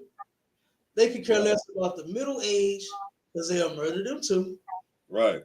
And guess what? They don't give a damn about the young because they'll murder them too. That's what the Lord said would happen. They don't care nothing about our old or the young. Tamir Rice was 12 years old, playing with a gun, a toy gun at that. White kids play with real guns and go blow up real kids in real schools. That's what they do. All right. As kids. The one, not the latest one here in St. Louis, it was another one. I forgot the one that he was like, I believe he was 16 or 17 years old. And he went to this school and he shot, I forgot how many kids he shot. But this white boy, he went into a white school and he said he was trying to kill all of them. That's what he said. He was trying to kill every little kid in this school. I'm saying to myself, like, God damn, like, why? Like, what in the fuck did a kid do to you to make you want to go kill kids? And he's still your kid? You know what I'm saying? What the hell happened? Did you steal his ball? You know what I'm saying? Did your ball go on his side of the fence and he never gave it back to you? Right. Like, what the fuck happened? So where you want to go and murder these little children, man? Right. The white man is the devil the Bible speaks of, right? That's right, Cap. You understand? Like, I don't understand what our people don't understand about them, man. You know, but it's time for us to separate them from them. You know what I'm saying? Hey, Slocky Cap, if I may. Come on with it. Hey, can you explain countenance for me a little bit? Do that got something to do with your facial expression or your action? That's what their countenance is. Yeah, so they are fierce countenance, meaning just how they are. You understand? When they go fierce countenance, you know somebody's enraged. You know what I'm saying? Yeah. That's how they are. I got it, Cap. Damn near like all the time, man. Especially when it comes to us. Right. You know, when it comes to us, that's how they do us. You know what I mean? And they turn around and that devil cop that murdered Tamir Rice, he had a fierce countenance, man. He had a fierce countenance. He knew he was going to a scene where they had a call about a nigger and a gun. They ain't give a damn about it might have been a youth, because you know that sister turned around and said everything that was in that call. We got a call, could be a child, could be a toy.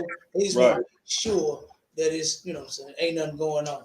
The water flick. You know, she said that when she put out the call for them to respond. And what I don't get is why haven't our people walked off the goddamn force, man? You understand? How many of our children and our brothers and our sisters can you just sit back and watch them be murdered over and over and over again? Like, I wonder, do they be wondering, I was that sister like wondering, is this next call I make? Is it gonna be another kid that's gonna get blown away? Right. An innocent kid? Is this next person that I call on? Is it gonna be an innocent brother that gets blown away or innocent sister? Right, Cap. Exactly. Sloppy, Cap. Like, go ahead, come on with it. Unfortunately, no offense, you're thinking too nice. That sister, man, she probably don't even like, you know what I'm saying? They probably hate their own people. Now I'm gonna tell you, I think you're thinking too far. You understand? Come on, sir. You thinking too far. It was nothing in that call where it said that sister hated her people. I ain't even gonna think that because she's doing her job. Right? Being a dispatcher, it's not unlawful to be a dispatcher. She can do that. She can pick up the phone and when you get the call, send the police to the call. Nothing unlawful for that. Where you should not be is the cop with the gun. You understand? Because you are out now doing their dirty work. Sloppy in 2022. And damn right, 2023. You understand? It's still working for the force. So I would turn around and put that on that sister and say that she just necessarily hated her people. You understand? I wouldn't say that. You know, what I'm saying she did do, I'm saying she did her job. I believe she conveyed what the information that came to her, that white man gave her. I believe she did when she put it out. Yeah, we got a call about a child in the park with a gun, maybe a toy. I'm saying she did her job correctly. That's what I believe she did. I don't believe she did anything with any malice or nothing. Or I hope they get that. You know what I'm saying? I don't think she did that at all. I'm listening to the sister, and it just sounds as if she did her job to the bone, right?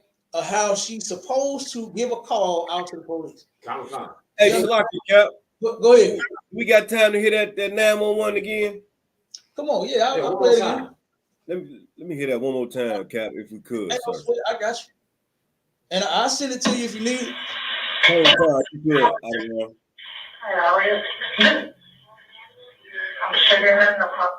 gonna tell you what she sounds like. She sounds like a honey on the bus stop sucking on a lollipop. Once she gets pumping it hard to make the honey stop. She sounds like a hood. She sounds like she from the hood. I agree with you, Cap. Okay. She sounds like a sister from the hood. They got a job as a dispatcher in the you heard what she said. I'm good. That's what I was trying to figure out right there. Like she sounds like something. When the devil asked her, "How are you?" She said, "I'm good." You know what I'm saying? Like, what's up? You know what I mean? She answered the phone like she at the crib. You know what I mean? That's what I got out of that. You know, and how she was talking. Hold on, let's play.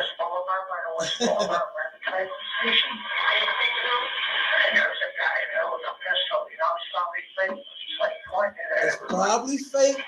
Pointed at people. And where you at, sir? In the park at West Cudell, West Boulevard, by the West Boulevard rapid transit station. So you're at the rapid station? Are you at the rapid station? No, I'm sitting across the street at the park. What's the name of the park? Cudell? Cudell, yes. The guy keeps pulling it in on his, it's probably fake, but you know what? Scaring the shit out of me. Probably fake, but you know what? Scaring the shit out of you. Ain't scared of no fake guy. You ain't scared. Is he black or white? Just a gray coat with black sleeves and gray pants. Is he black or white? I'm sorry. Is he black or white? He's black. You got a camel jacket and gray pants? No, he has a camouflage hat. Oh, that is it. Storm. And his jacket is gray. And he's got black sleeves on it. He's sitting on the swing right now, but he keeps pulling it in on his pants. They're going to that people. How did you let out, you know?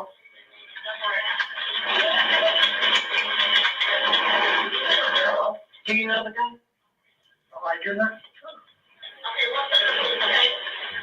I'm getting ready to leave, but you know what? He's right there by the, you know, the youth center or whatever. It keeps pulling it, and I understand. So I don't know if it's real or not.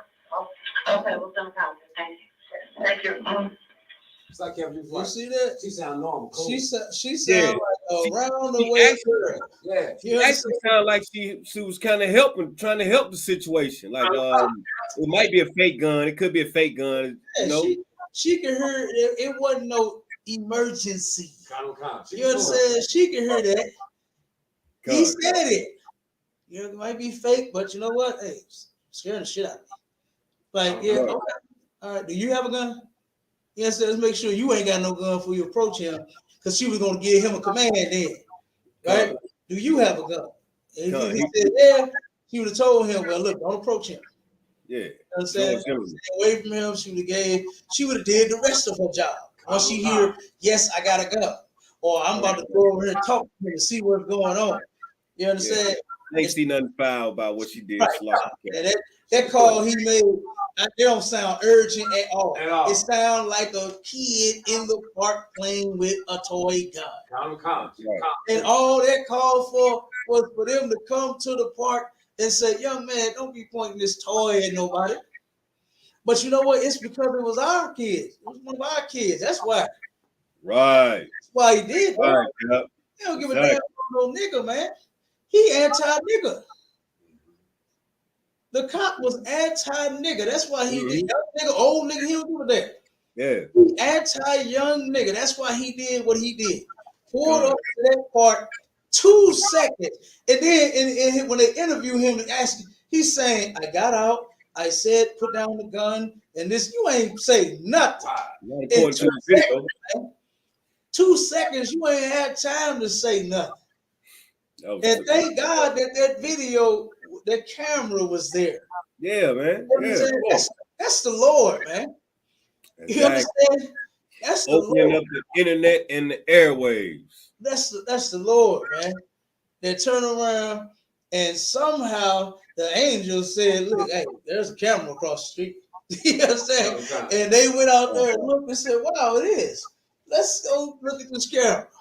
You understand? Right. And they find the story that the devil told don't match this goddamn camera. Video, you got out, you shot. That's it. That's it. You ain't say freeze, get out on the ground. It wasn't no seconds in between, none of that. You got out, 1 shot, 2. That's it. That's some cold shit. But then you show great restraint. 1 second. You show great restraint with those devils that said, you know what? Come on, bitches, GTA time. And got 2 pistols pointed at you, shooting at you. AK-47. Right. And the 12 days. Could have took them goddamn cops' head off. Could have blew their back out. You understand? You're right, Cap. Great restraint. Praying behind that tree. Don't make me do this. Right. Wow. Little Karen, I'm gonna take the switch. When I get you, don't make me do this. Exactly. Yeah, we know it. We know how they do. We know exactly how they do. For they people, man, they don't care. They'll do just that right there. They love their people. They don't want to see them dead. They know that Cameron has a great future. They know little Billy got a great future ahead of him. He could be the next doctor or lawyer. He could be the next cop. Right, exactly. So no, I don't want to kill him. No, he's supposed to take my place. But guess what? But when it's our people, they don't give a fuck. Exactly. You understand? That's why we gotta have a hard face against a hard face, Captain. You're damn right you do. Damn right. Come on, 1 second, boy. Go ahead, Tazan. You want to speak? No, live, sir. I was just gonna chime in what you saying. You brought it out. You too wild. Go ahead, young man. Cap, I admire your level head. Goddamn right. I admire that. Do I, boy? Straight up. What? I want that, Cap. Oh yeah. Well, you got to do what I did to get it. You got to learn to listen to the man above you. You know what I'm saying? That's why I got it. I wasn't so level headed before I came in here. You know what I'm saying? But in here, you train to think. You understand? That's one thing that a lot of our brothers out there in the world don't know nothing about is thinking. Right. They react. You understand? Somebody step on your shoe. What they ready to do? Go to war. Are you ready to kill a brother for stepping on your fresh white shoe? Sir. You understand? When what we should do is turn around and let the brother say, "Oh damn, my bad, bro. Sorry about that, man. Slocky." You know, the club is packed. What do you expect? People are walking on top of each other. You understand? Sisters is twerking, and you got 5 niggas walking across that big old booty. You understand? Because they trying to go to the bar, and she got that big old booty twerking everywhere they can't. There ain't no room. You understand? There's not enough room in this place for me and all that booty. You understand? So, hey, it's booty and feet getting stepped on in the club, man. And the first thing brothers want to do is turn around and go to war. Yeah. You know? Instead of thinking like, damn, nigga, the club pack. I ain't finna like this brother over there. You understand? Because you go when you get stepped on or when somebody bump you and you almost spill your drink, you're gonna look and be like, hey, hold on, bro. You know what I mean? It's something like that. You're gonna say something. But then in the right situation where brothers know brotherhood, you know what I'm saying? Oh, Salaki, bro. You know what I'm saying? I'll buy you a beer. If I spin your shit, nigga, I'll buy you another beer. Oh, my bad, brother. Hey, you see what I'm doing over here, nigga? All this tail in front of me. Right. God. Bouncing that thing over me. Hey, I'm sorry. It's like I hit your drink. I'll buy you another beer. You understand? You brought back some memories on that one, Cap. You brought back some memories on that one. Y'all have been in the club, goddamn me, when them sisters be twerking and the nigga can't do nothing but this. He got that big old thing. Yeah. That's all he can do. The man that you hit behind you, he deserves another drink. What you drinking, bro? I got you, man. I get 2 of them. You understand? Let me make this right with you. Like, damn, I did spend the drink. I'm enjoying myself over Salakia, brother. What you drinking, man? Let me replace that. You know? I ain't finna wipe your shirt and shit be touching all on you, but I will buy you another drink. You understand? I ain't finna dry you off. I ain't got no blow dryer in my pocket. But you bring that, Cap, real heavy. You understand? You bringing out, Cap, real heavy, man. Real heavy, Cap. What you saying for niggas like us in this truth? That ain't nothing. Step on the shoes, nothing. I'll buy you some more shoes, man. Like, hey, ain't nothing to us. Right, you hear me? Like straight up. You know, it's nothing, man. You know, I wouldn't want to kill my brother over no shoe and over no drink. I don't want to fight my brother over no broad. Too many brothers, especially here in St. Louis. God damn, boy. Niggas died left and right. I just pulled out a story not too long ago where a brother murdered another brother for sleeping with his woman. You understand? Now, see, guess what? If they knew what they knew in here, what we know in here, that'll never happen. As beautiful as your real is, my sister, I would never touch her. You understand? Inappropriate. You understand? I see her, I love her, pretty smile, like, hey, sis, what's going on? With a hug, and that's that. You understand? That's that. I ain't try to slip her my number. I ain't try to whisper nothing in her ear. Never do that. You understand? It's unlawful to do that. You understand? So guess what? If they knew that out there in the world, that brother, both of them brothers would still be here. Both of them would be on the streets, and one would be alive. Yeah, he wouldn't be in jail. The brother, I think he got like 30-some years for murdering this brother. Damn. He turned around and came home and found the, like I said, I don't know if he if the woman it didn't tell exactly how he knew that the brother was with him. I mean, with her. You know, it could have been something like the brother picked her up from somewhere, and you know, because what it would have said in the article that he came home and he saw that the brother was with his woman, so he must have saw them go in the house together. He must have went to the door, heard them having sex or something or whatever it is, but he go back in his car, waited for the brother to come out, followed him home, and blew his brains out. You understand? And if they would have known brotherhood, when he asked that woman, "You got a man?" And she said, "Yeah, I do." He said, "Oh, okay, shalom, sis, see you later." You know what I'm saying? Ain't no rap, ain't no what's that on the 5 heartbeat? Just in case of that he seen. And that brother he slipped that woman his number. Yeah. Just in case. Look, don't come this way because y'all have a problem. Fix y'all problems, man. Ain't no just in case. You know what I mean? I don't say nothing to no sister. She said she got a man. All right, you know what? I respect that, sis. Sure, Yeah. see you later. And I ain't trying to talk to you and nothing. None of that. You understand? None of that. That's it. If that brother would have known that, he would have never been in that situation. Yep. He never got himself killed. Never. You understand? If that other brother would have known brotherhood, you understand? He would have never sought to murder his brother. Like, you know, all And of look like him, act like him, look like his uncles, cousins, and you still pull the trigger. Yeah, all over a whore, man. You know, God. now what? She's left to whore with somebody else. Like, you didn't solve the problem. If you want to sound the alarm, you want to bust shots, say, hey, your little cousin's a hoe. You understand? Because this ain't no damn hoe house. Tell everybody she a hoe. And that would turn around and be greater than you murdering the brother. You understand?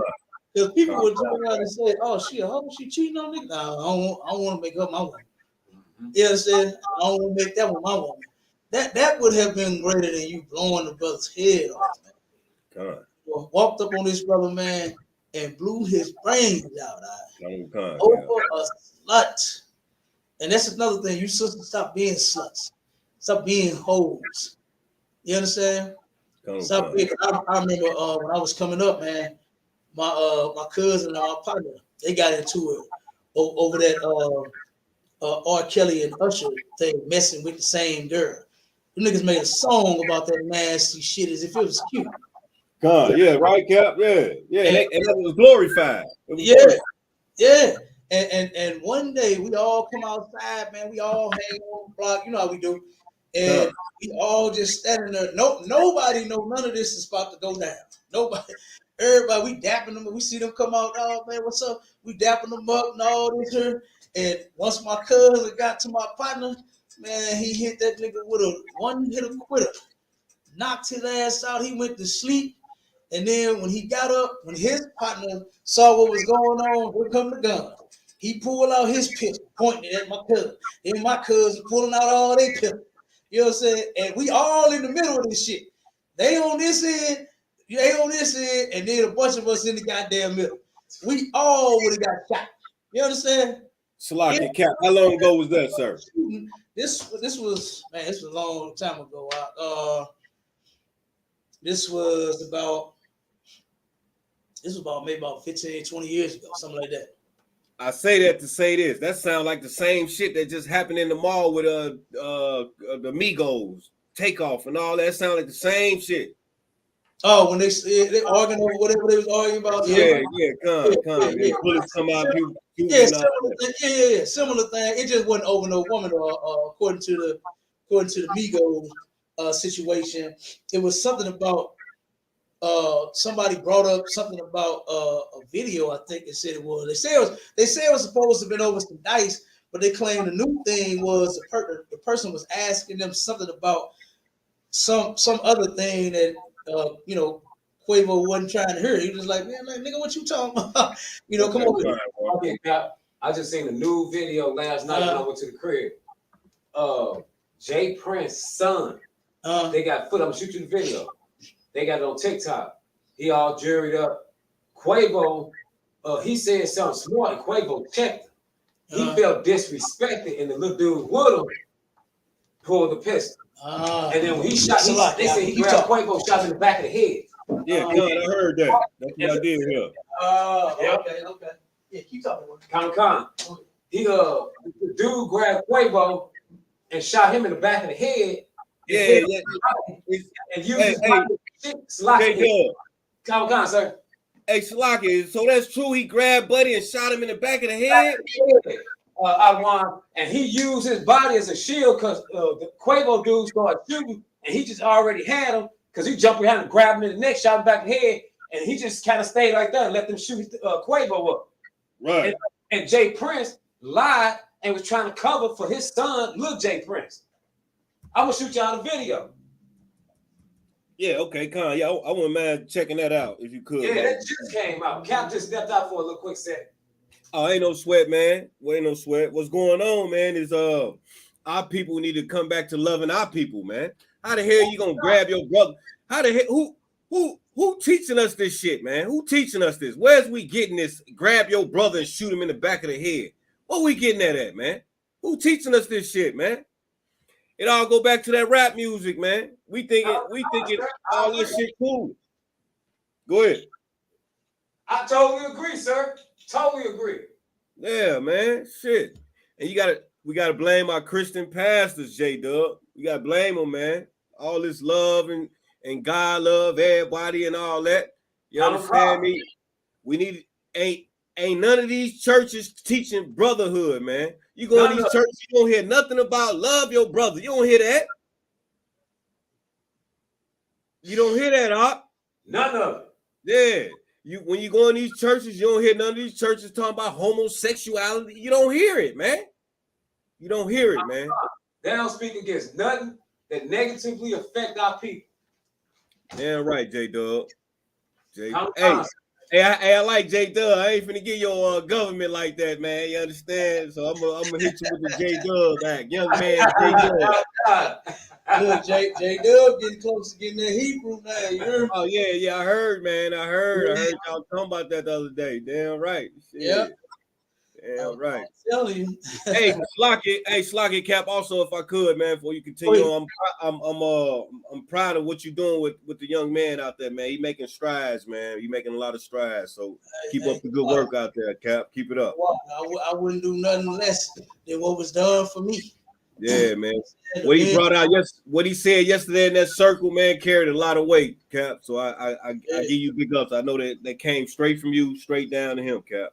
God, the water word. Like I said, shit, Captain Quad tell you. You understand? Yeah. That man work close with me. You understand? Yeah. I ain't saying I was just all fucked up. So I just needed all this help, but still I needed to learn what I needed to learn. Same here, Cap. Yeah. And me coming out of the world in the Christian church, I had to shake that Christianity, man, in order to get better. You know what I'm saying? I remember Commander General Yohana said it one time. He said, "What we got to offer is truth. It's like that medicine that you just don't want to take. It go down nasty, but goddamn boy, it's gonna clear up your cold than in 8 hours." You know what I'm saying? That rough stuff. You know what I'm talking about? That medicine, boy. Oh God, Cap. Nasty. It looked like tar. You don't want to take it, but boy, I'm saying you take that medicine, man, you gonna feel better in a minute. You know what I'm saying? You gonna feel better in a short amount of time. You know, and when he said that, I was like, man, I couldn't help but laugh, man, because I remember my mother giving me that nasty ass medicine I ain't want to take. Yeah. Hey, kill that cold quick. Robitussin. Calm. That's it. Hey, look. Hey, I'm telling you, I used to get up and like, I can't go to school. Oh, yes, man, give me that stuff. Look, I got on the bus, I was feeling better. You know what I'm saying? I'm telling you. Yeah, it was another nasty medicine that they gave us when we was little. It was Robitussin. It was another one, Cap. Yeah. I can't think of it either. But it's another one, yo. You sure right. You know what I mean? And clear that common cold, boy, with the quickness. You know. Hey, Cap, if I may, while we talking about that medicine, man. Hey. If you got a cold in today's, I don't know what's going on, man. If you feel like you got a cold, you start taking this medicine and shit, it enhance your colds and your whatever you got going on. It enhance it, man. It ain't clearing it up or nothing. So when I get a cold, I stay away from all that shit, man. It ain't gonna do nothing but make it worse. I heard you. Do you agree with that, Cap?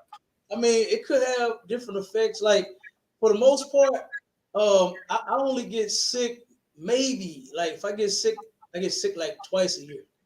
You know what I'm saying? I kind of have like headaches more than anything. But if I catch a cold or something like that, it's once or twice a year. It's usually like at the beginning of the year and then toward the end of the year. You know what I'm saying? When I get a cold. Other than that, I be good.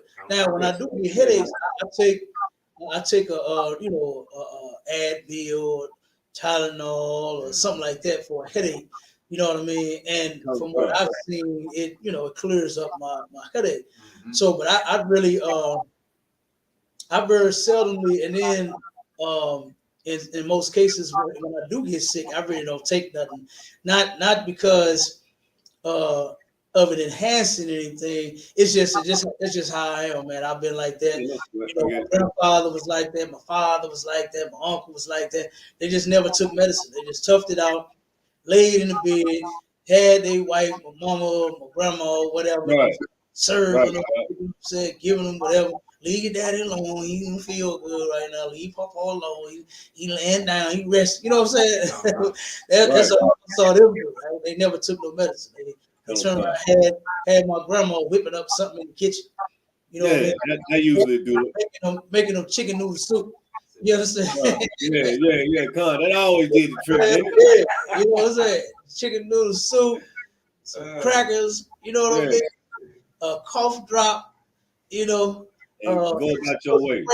To the throat spray. I didn't see the men before me like go to the doctor all the time. You know what I mean? And you know, sometimes that could be good, sometimes that could be bad. You know, by not staying up on your health, even though you may feel healthy or be healthy, sometimes there could be something wrong internally, especially when our people are in the world and they, you know, eat abominations. You understand? Yeah. Smoke and, you know, alcoholics and stuff like that. You know, you could very well have something going on internally and don't know it. You understand? Because of the way that they live, their lifestyle. You understand? And the things that they eat. And mostly that's what happened to my family is, you know what I'm saying, drugs and them abominations, man, that pork, you know. A lot of our people sick, man, you know. Yeah. Family, you know, they can't lay off them shrimps. Gotta have them shrimp ready. Gotta blame them pastors, man. They eat that pork on a daily basis, man. And we following these Christian pastors, man. I heard one pastor tell me one time, Cap, eating pork ain't gonna stop you from getting it into heaven. Right, exactly. Like what? It's a law, it's a command. Yes, it is. You're gonna be consumed with pork and the mice. All y'all gonna be consumed together. Damn right. The scriptures. Damn right. You know, and that's why you know, the people outside of this house can't stand it. Right. They hate it. But here has changed their life, become a priest and prophet of God, become a princess. You understand? And then we have the little princesses and little princes. Yeah. Damn right. And we love it. I can contest that. Oh, come on. Like we don't have to worry about getting those diseases because we don't eat the pork and because we don't eat the shrimp. They do. They got to worry about it out there. You understand? But you mad at this house because we don't eat it. You see what I'm saying? Good point, Cap.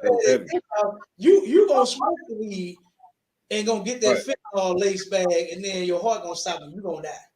You mad at us because brothers and sisters say, you know what? I ain't smoking no weed. It's unlawful. Right. Good point. So I ain't smoking no weed. You mad at us because our sisters can turn around. You know what I used to think in the world that you couldn't take a hoe and turn her to a housewife. And I'll be damned. I have seen hoes come out of the world and become housewives. And become great wives. Yeah. And I totally understand that now because what the men in the world do not have is what we have in here. And that's the Lord on our side. You understand? They don't know how to deal with a woman out there that's a hoe. I ain't saying go pick you a hoe, but you can get you a woman that want to change her life. That's the point I'm making. You understand? You can get you a sister that used to have whatever past that she had. You understand? And you can help her change her life. Damn right, Cap. But they don't know how to do it out there. Damn right. That's why the only thing they do with a hoe is sleep with them. They sleep with them. They'll make the problem worse out there. Yeah. But they won't step into that thing and say, you know what? No, I ain't finna be dealing with you. You understand that you're dealing with all these men. You know, leave the hoe alone. That'll help the hoe change her life. But they out there in the world mad at our sisters be swearing up and down that we making them do threesomes and all kind of nonsense that they be out lying on our sisters about. You understand? I was in a room on Clubhouse where a sister say, "Man, I know them brothers be making them women." They didn't say us in particular. They just said camps, right? And they said, "I know that them brothers be making them women have threesomes." I asked, I said, "What gives you that idea? Because we ain't nasty in here." Yeah. We nasty in here, man. I don't want to see them touch each other. I don't either, Cap. Ain't nobody can touch my woman but me. I almost gave the number, but all of them. No, you ain't gonna be touching my women. They not finna touch nobody. Same here, Cap. Same here. Hold on one second, young man. Go ahead, work. Hey, Slocky, like you saying, Cap, I do not want to see my women together in the bed, none of that shit, man. What I've learned is that's some homosexual shit. I don't want to see my two women touching each other. I don't even want them in the same bed. I don't even want them in the same goddamn house with me, Cap. Let alone in the goddamn bed with me. Exactly, come on with it, young man. Slocky, Cap, I think they thinking with their worldly mind. Things that they would do. That's true. That's true. They go off what they've seen out there. And out there, they know that is one nasty thing that brothers be wanting is to have 2, 3, 4. They do it in the video. You understand? What's that song? My girl got a girlfriend. You understand? Like that's the stuff. Future banging 2 bad bees at the same damn time. Right. There you go. I seen a TikTok video this morning where the sister turned around and had her bag packed, right? And she turned around and walked in the house with her luggage. And the caption said, "Ain't no point of me leaving home. We both can share her." That's what it said. And the sister started taking off her clothes and started strutting her stuff on into the bedroom. She was gonna join her man and her nigga. That was the point, and his woman. That was the point of the video. Right. Like the longer the real Jews that are black, you understand, stay here in this place up under the fake Jew. We get just as nasty as they are. You know what I mean? We didn't have all these filthy habits, man. You understand? We wasn't doing all this nasty stuff, man. You understand? Brothers wasn't molesting children. What the hell they do today? Damn near every child is getting molested today. One out of 3 sisters and 1 out of 6, I believe 5 or 6 brothers get molested in the black home, man, the black household. Wow, the number should be 0. Yeah, that's a high number too. That's a high number, Cal. 1 out of 3, that's a high number, man. 1 out of 6. That is ludicrous. You understand? Yeah. And guess what? And you know who don't care about it? The Christians in the church. No. Yeah, they doing it more than anybody. Good point, Cap. The Muslims in the mosque, they probably doing it too. I don't see none of them speaking out on the things that we speak out on. Hey, Shalaki, Cap, when you stepped off for a minute, that's what I was telling the young man, J Dub, man. You don't hear none of this in these churches, man. They not preaching about brotherhood. They not preaching about homosexuality. They not preaching about racism. They don't even talk about these issues, man. They don't talk about none of it, because guess what? They don't give a damn about it. They could care less about being racist against the very man that they are in love with. You understand? They are in love with white people. So of course they ain't gonna speak out against racism. Right. They try to live out Martin Luther King's dream. When everyone that you hold hands with, they turn around and stab you in the back. So I can count. When I heard Martin Luther King dream, I ain't gonna lie to you. I was like about 12, 13, 14, we was in school. Mm-hmm. I went to Blue. And I remember they saying the dream stuff, we gonna walk with little white girls. I ain't gonna lie to you. I thought they may get a white girlfriend, but I'm not even playing, Cap. See, that's the point that we make. Yeah, definitely. Right. They put on our people. You understand? This is why they put this stuff. That's why they put this gay stuff in the minds of children, because they know that guess what? They can get you to do anything. They tell you something, you're gonna roll with it. Like what you did. You say, "Oh, that means you get a white girl." I thought that. I straight. That's what I thought when he said, "Man, hold hands with him. We gonna walk with a white girlfriend." Yeah. That's what it means. And then you got niggas that grow up and say, yeah, man, get your white girl, dog. Get your white girl. Yeah. You know? And then we start teaching that mess, you know what I'm saying, to young men. You know, lead a little black girl behind, man. Yeah. Don't even think about her no more. Yeah, you don't want to deal with all that, man. She talk too much. You know, so she just like a mom, man. She this, you got all these excuses why not to be with a black woman. But you will go be with that white girl that's gonna turn your whole world upside down. She gonna turn it upside down.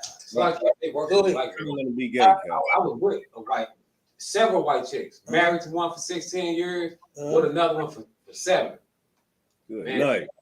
And I've met their family, their friends, with them for years, so I know they people. Mm-hmm. They worse than black people.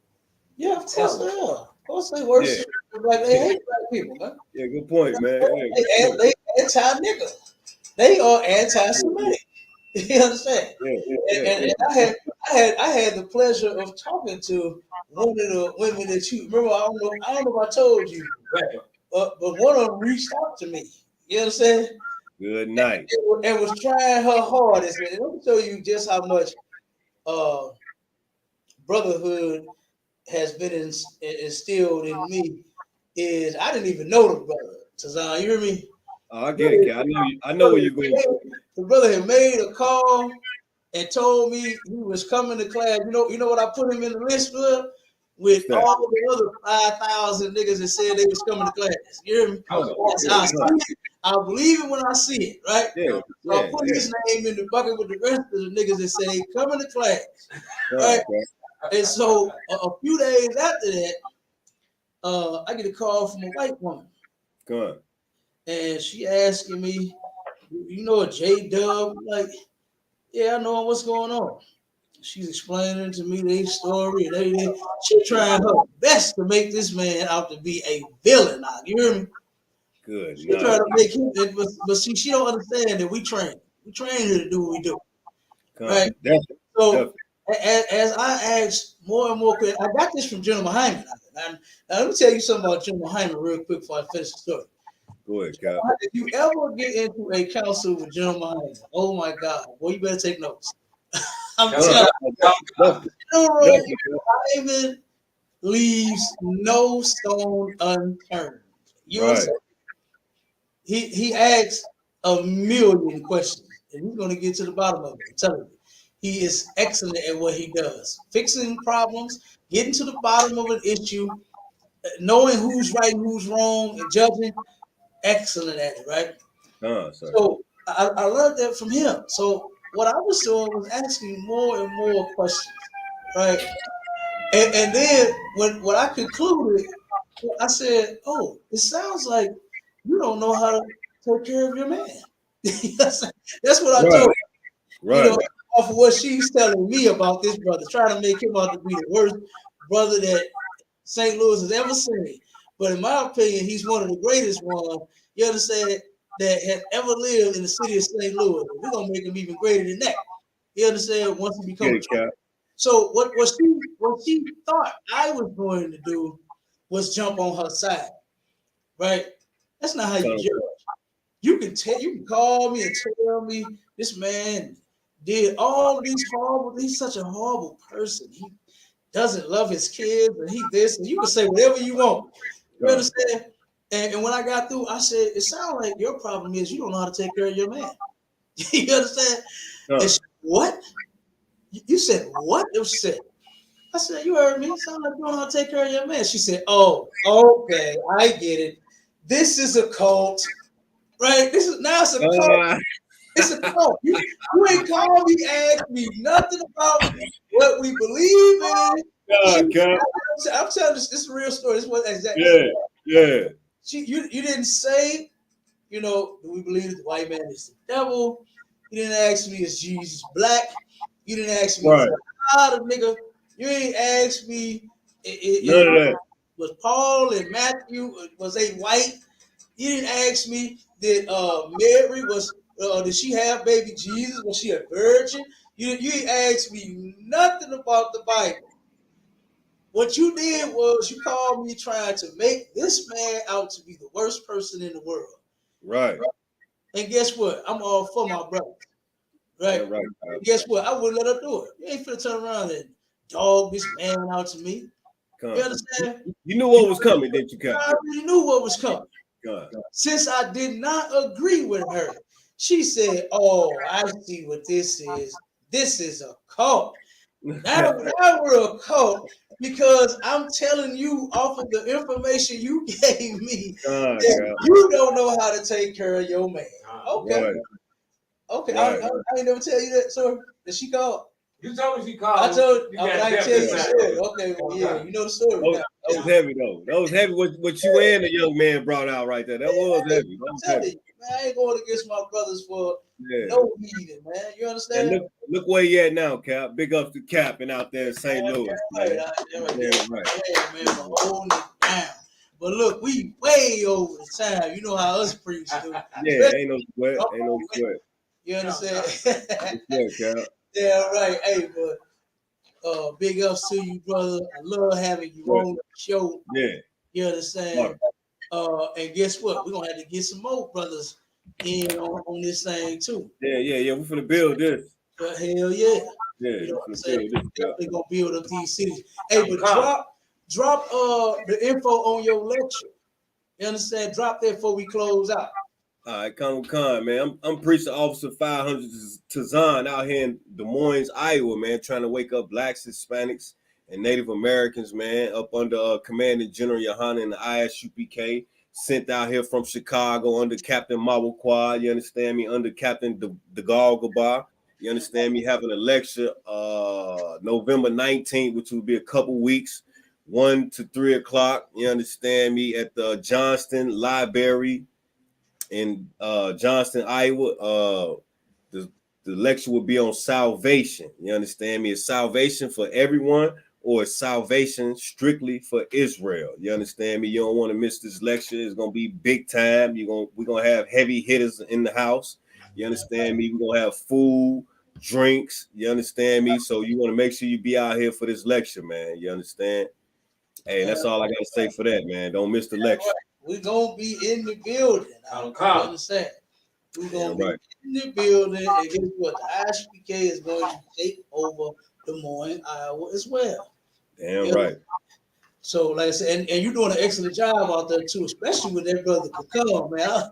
Hey, I love that brother. He is excellent, but him and his real, man. You know, you and your real too. Yeah, they putting in work, sir. They putting in work. Hey, man, that brother, man. One hell of a brother, man. Yeah, you gotta give it up for him, Cap. Yeah, damn right. Hey, whatever I say, he with it. He ain't arguing with it. He down. And he chime in like the young man J-Dub doing. He chime in what he got to say. I listen to what he's saying, and we go from there, Cap. Damn right, man. Damn right. That's how we gonna do it. You understand? Hey, again, a big ups to you, Cap, man. You understand me? You leading the way, man. I'm following everything. You telling me big ups to the council. You give me all that, man. Big ups, man. Man. Damn right. Watch. And with that, hey, we gone, Israel. Shalom. Hey, shalom, Cap. Lord of Christ. Damn right, Lord Christ. Cap, I want to put these boards back together while we can. Oh, come, go ahead, brother. You might want to check this